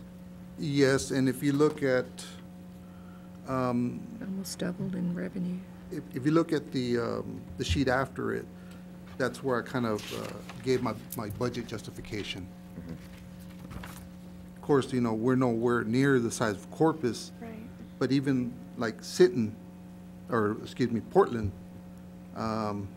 they're slightly smaller than Alice, but even then we're below our proposed would be below their current. I just don't want to scare away possible new business due to greed. No, I understand. And I know that we've lost a lot to Kingsville. I'll flat out say it. We did. So I think Kingsville's the town to look at. I don't see Robstown on here either. These were easily available on the internet. I didn't have to visit the city, so I used these as an example. I'd like to see these, if we're gonna increase, not doubling or being a little bit more going in steps. Because I feel like a big increase is not where we wanna go. Sure. Especially in a time that we're not We wanna seeing. bring in Yeah. and entice. And I believe Councilman Crisp asked the question, you know, what was it? I think electrical horsepower or electrical permit fees, motor per horsepower, we currently charge 50 cents. Double that would be $1, but if you look at the comparison, people are charging by $8. I'm not. It might take more homework, Rudy. It Like will. maybe, you know, just a little more, But you're looking at these, this is an addition. I mean, all this is more, you know, it's On not, top of. it's not like someone's gonna come and they're only gonna pay $1 for it. These are all added up. I understand. Yeah. So we And need to one- be, I wanna be where we're inviting and, have new businesses that do wanna come here, that we're inviting to those.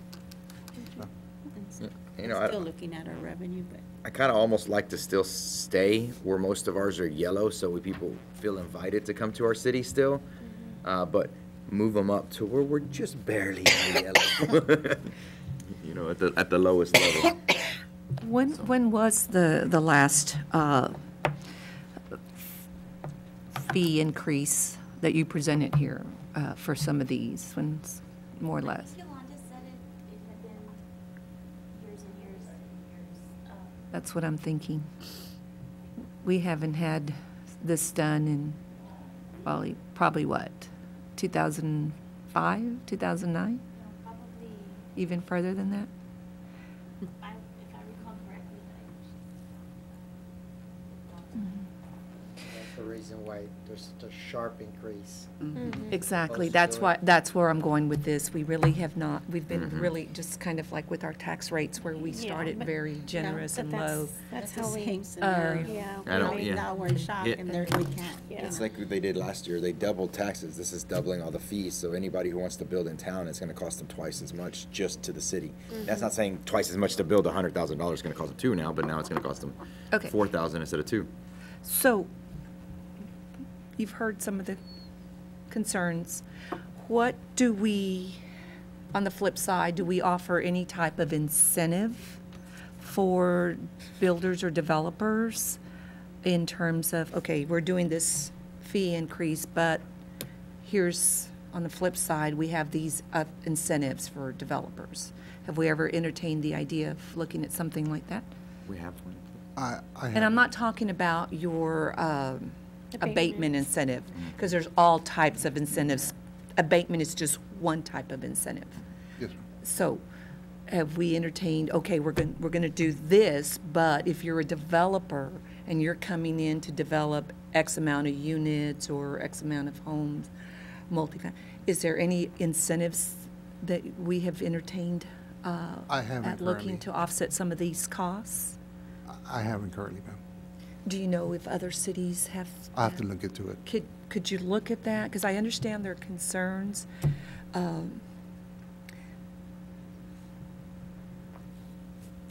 But if we I could just don't wanna offset do it the with some same- kind of incentives. Well, I'm not trying to, but on the abatement policy, the incentive policy, business incentive policy that we had, it does reflect the Number of adjustment of employees. fees and well, of that too, but I'm just saying, for development, it does talk about the fact that it can waive fees and so forth. It's not just tax. It has multiple lines of incentives, so that'd be something to revisit to see exactly how we could. So it does offset some of these costs. Yes, it does. So that's something to consider then when we're looking at the increase in these fees, that if you do have a developer that's coming in and meets some of the requirements, It's there. it's there. Are we doing that, Rudy? No, but I can. Yeah, I mean, it's just something that when a developer, well, they have to apply for it too. They have to apply for that. So we can't just throw it out there, but we can let them know, hey, if you apply for this, you can qualify. So- I'll have to see what programs are out there that would be comparable to what. He's talking about something that should be already in place. It's in our city, it's our city. In the abatement, I think you guys, the Business previous incentive. council adopted an abatement In January. in January. I just really want to be more inviting and learn from previous mistakes, and previous mistake was to double taxes, and I don't want to scare people away and, Well, and one of the lose them. reasons is, let's look at some of these incentives. I know fast-track permitting is one that a lot of developers really look for that because time is money for them. And, we could possibly offer fast-track permitting. There's some other incentives that perhaps you could visit, Rudy, and I'd be glad to share some of that with you. Yes, absolutely. That other cities have in place that, for them is, they don't mind coming in to pay this type of fee, but if you offer some other incentive that can offset their cost or time, it'll balance itself out. All right. Any other comments or questions? Okay, thank you, Rudy. Thank you.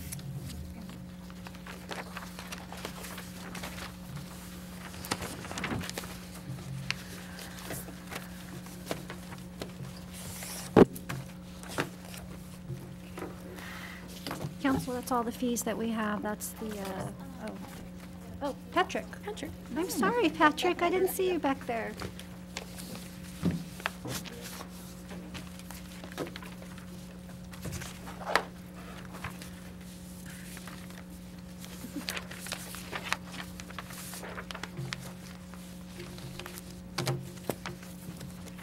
To us, Mr. Sir.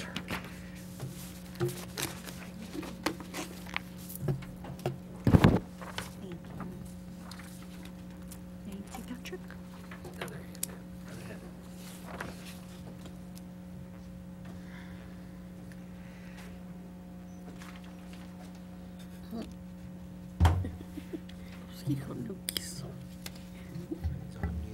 These are all new, yes.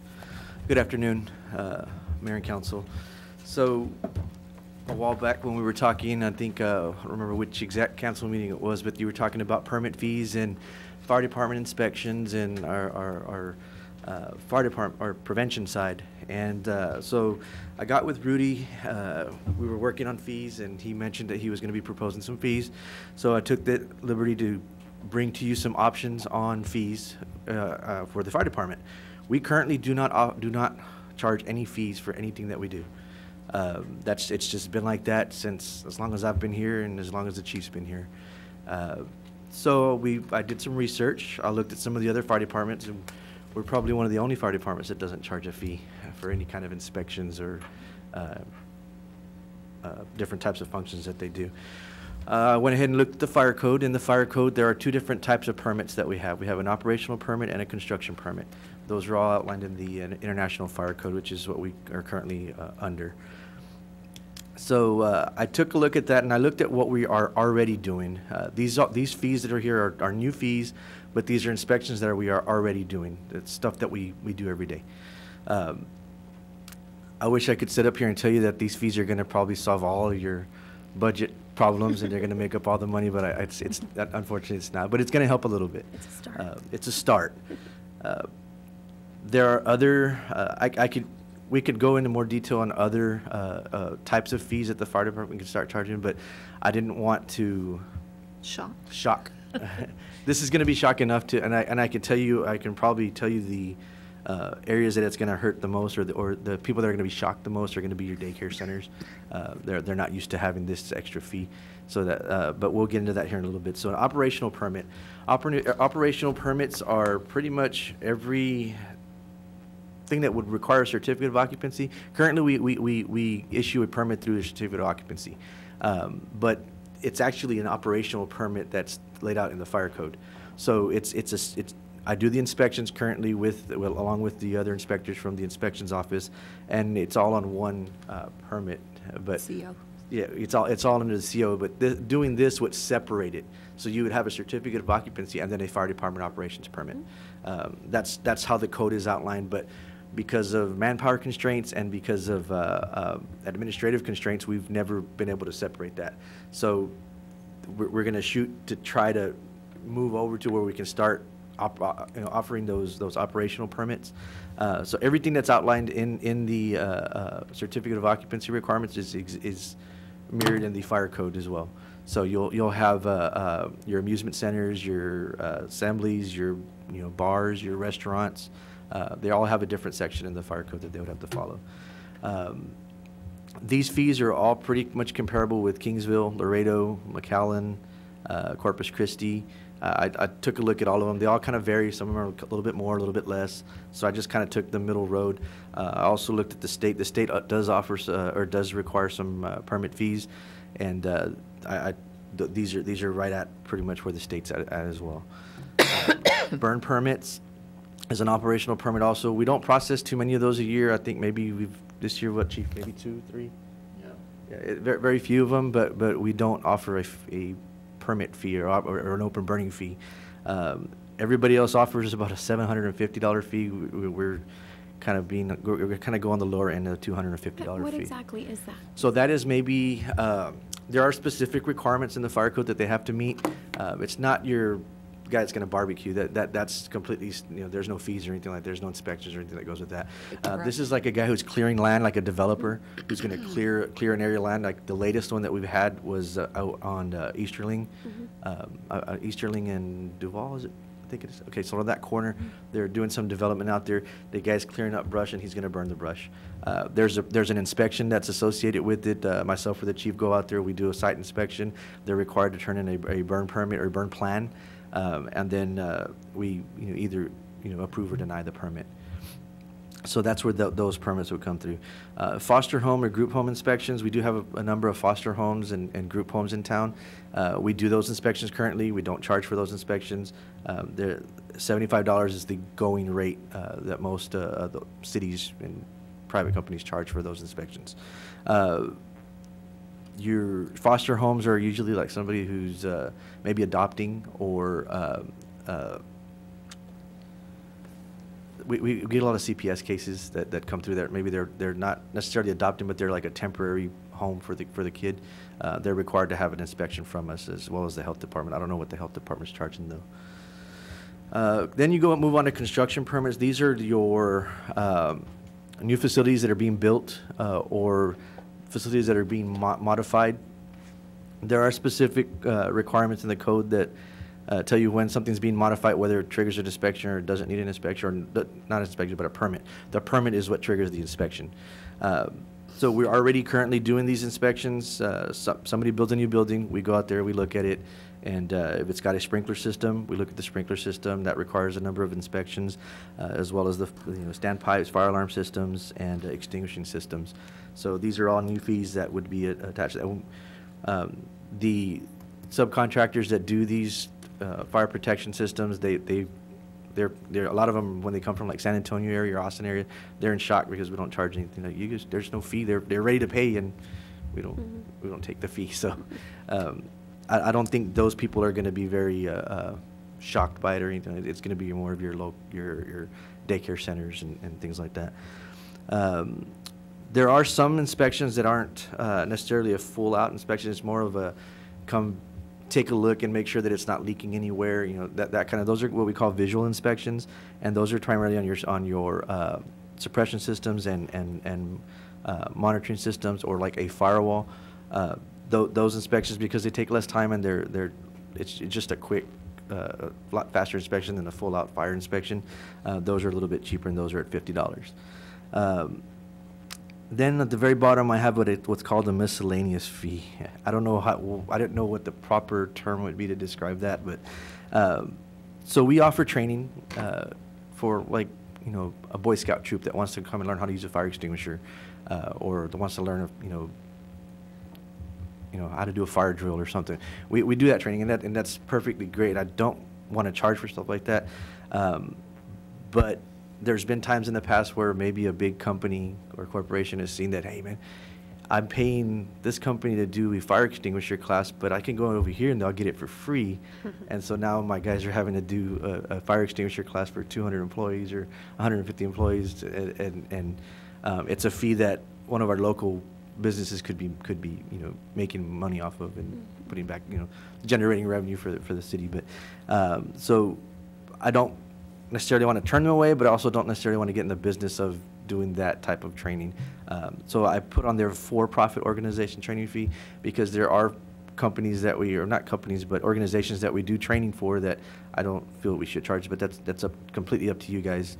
A good example is fire extinguisher training we do, and fire drill training, or fire emergency planning training we do for like Community Action Corporation, Boys and Girls Club, some of our schools.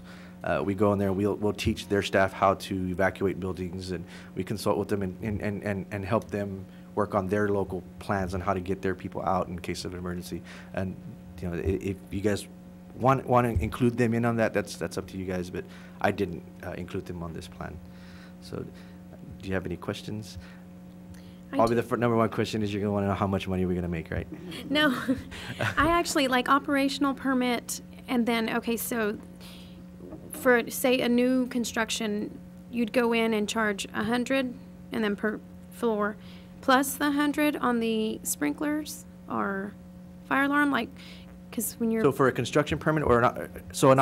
Say a brand new that's going to put in sprinklers, and all of that. Right, It'd be- you're gonna be under a construction permit. Once you get your construction permit, then so construction permits are gonna expire after a certain amount of time, prescribed time.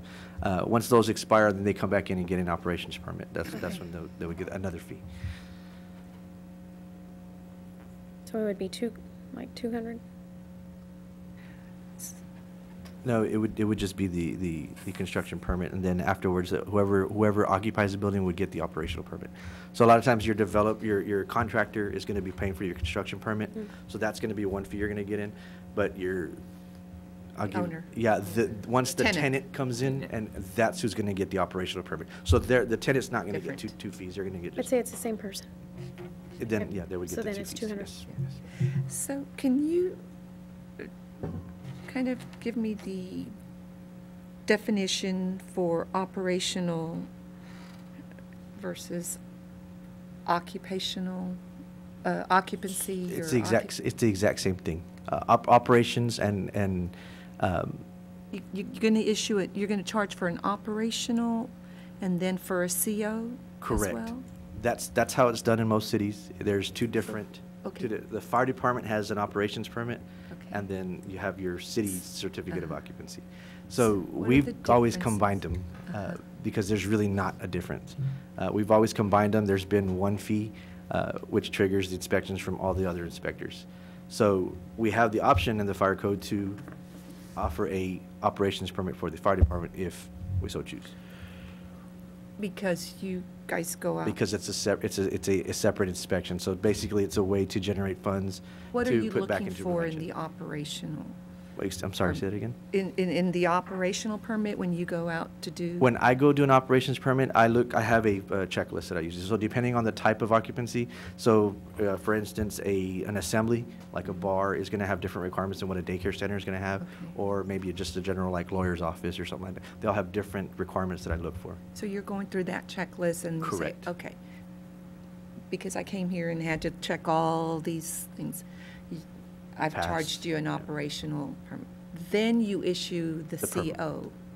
No, then I Certificate of issue an occupancy. operations permit. Now, the city can in turn issue a certificate of occupancy. That's what you're proposing. Correct. Right. Now, Separate. the way we do it Separate. now is Just I one. do the inspection.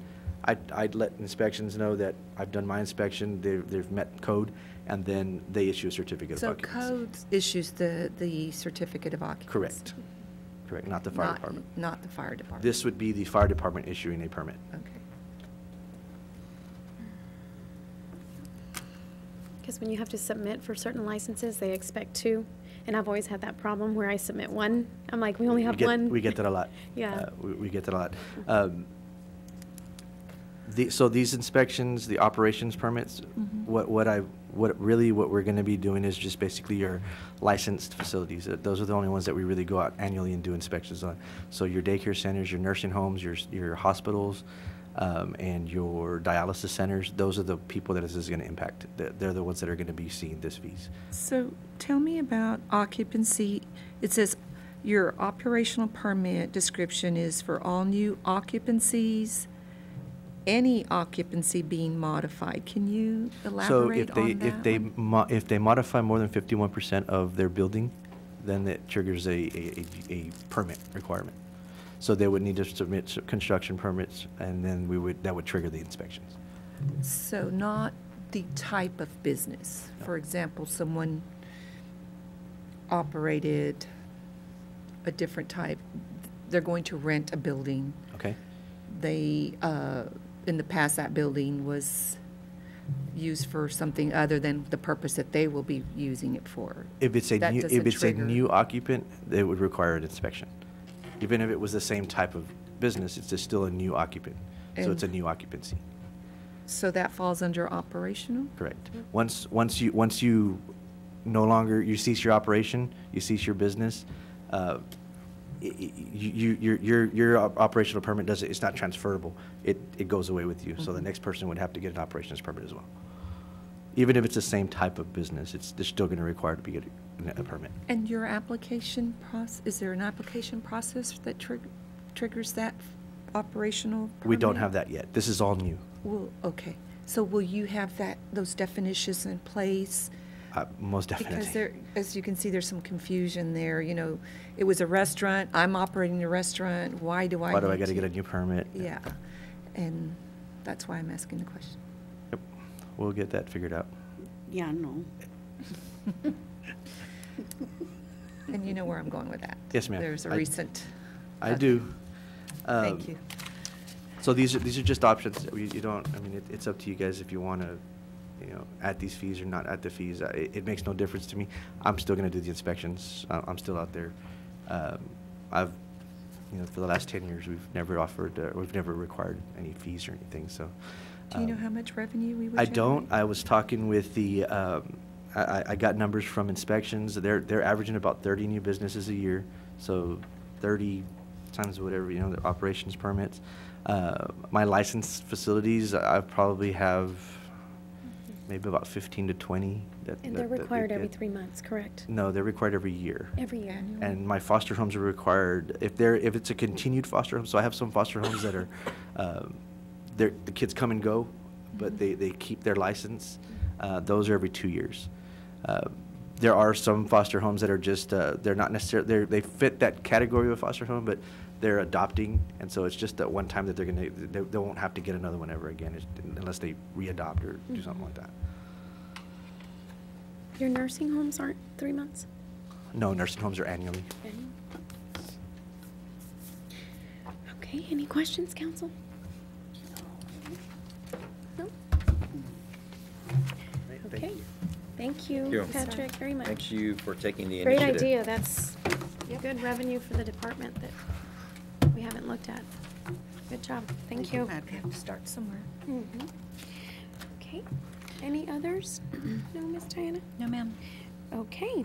At this time, I know it's a little bit out of order, but Miss Garza would like to say something. Before we adjourn.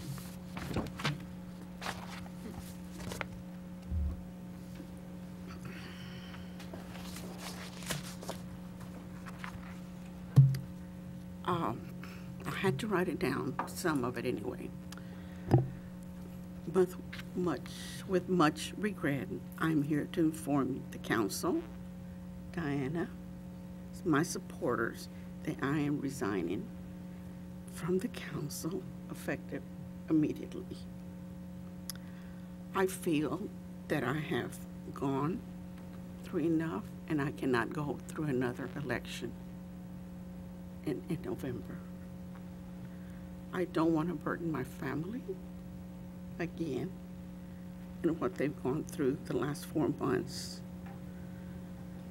I will continue to serve the City of Alice the best way I can, but at my own time. I would like to thank the city staff, the employees, and much more, and of course our interim city manager, for all your support that you have given me. Again, I want this to be effective immediately, and I will come around whenever y'all want me to come around, and I'll be here for y'all. Thank you. Thank you, Ms. Garza. At this time, we'll go on to agenda item number 5, adjourn and/or consider and act upon adjournment. I'll entertain a motion. Motion to adjourn. A second. All in favor? Aye. Any opposed? Okay, thank you. The time is now 2:21 and this meeting is now adjourned.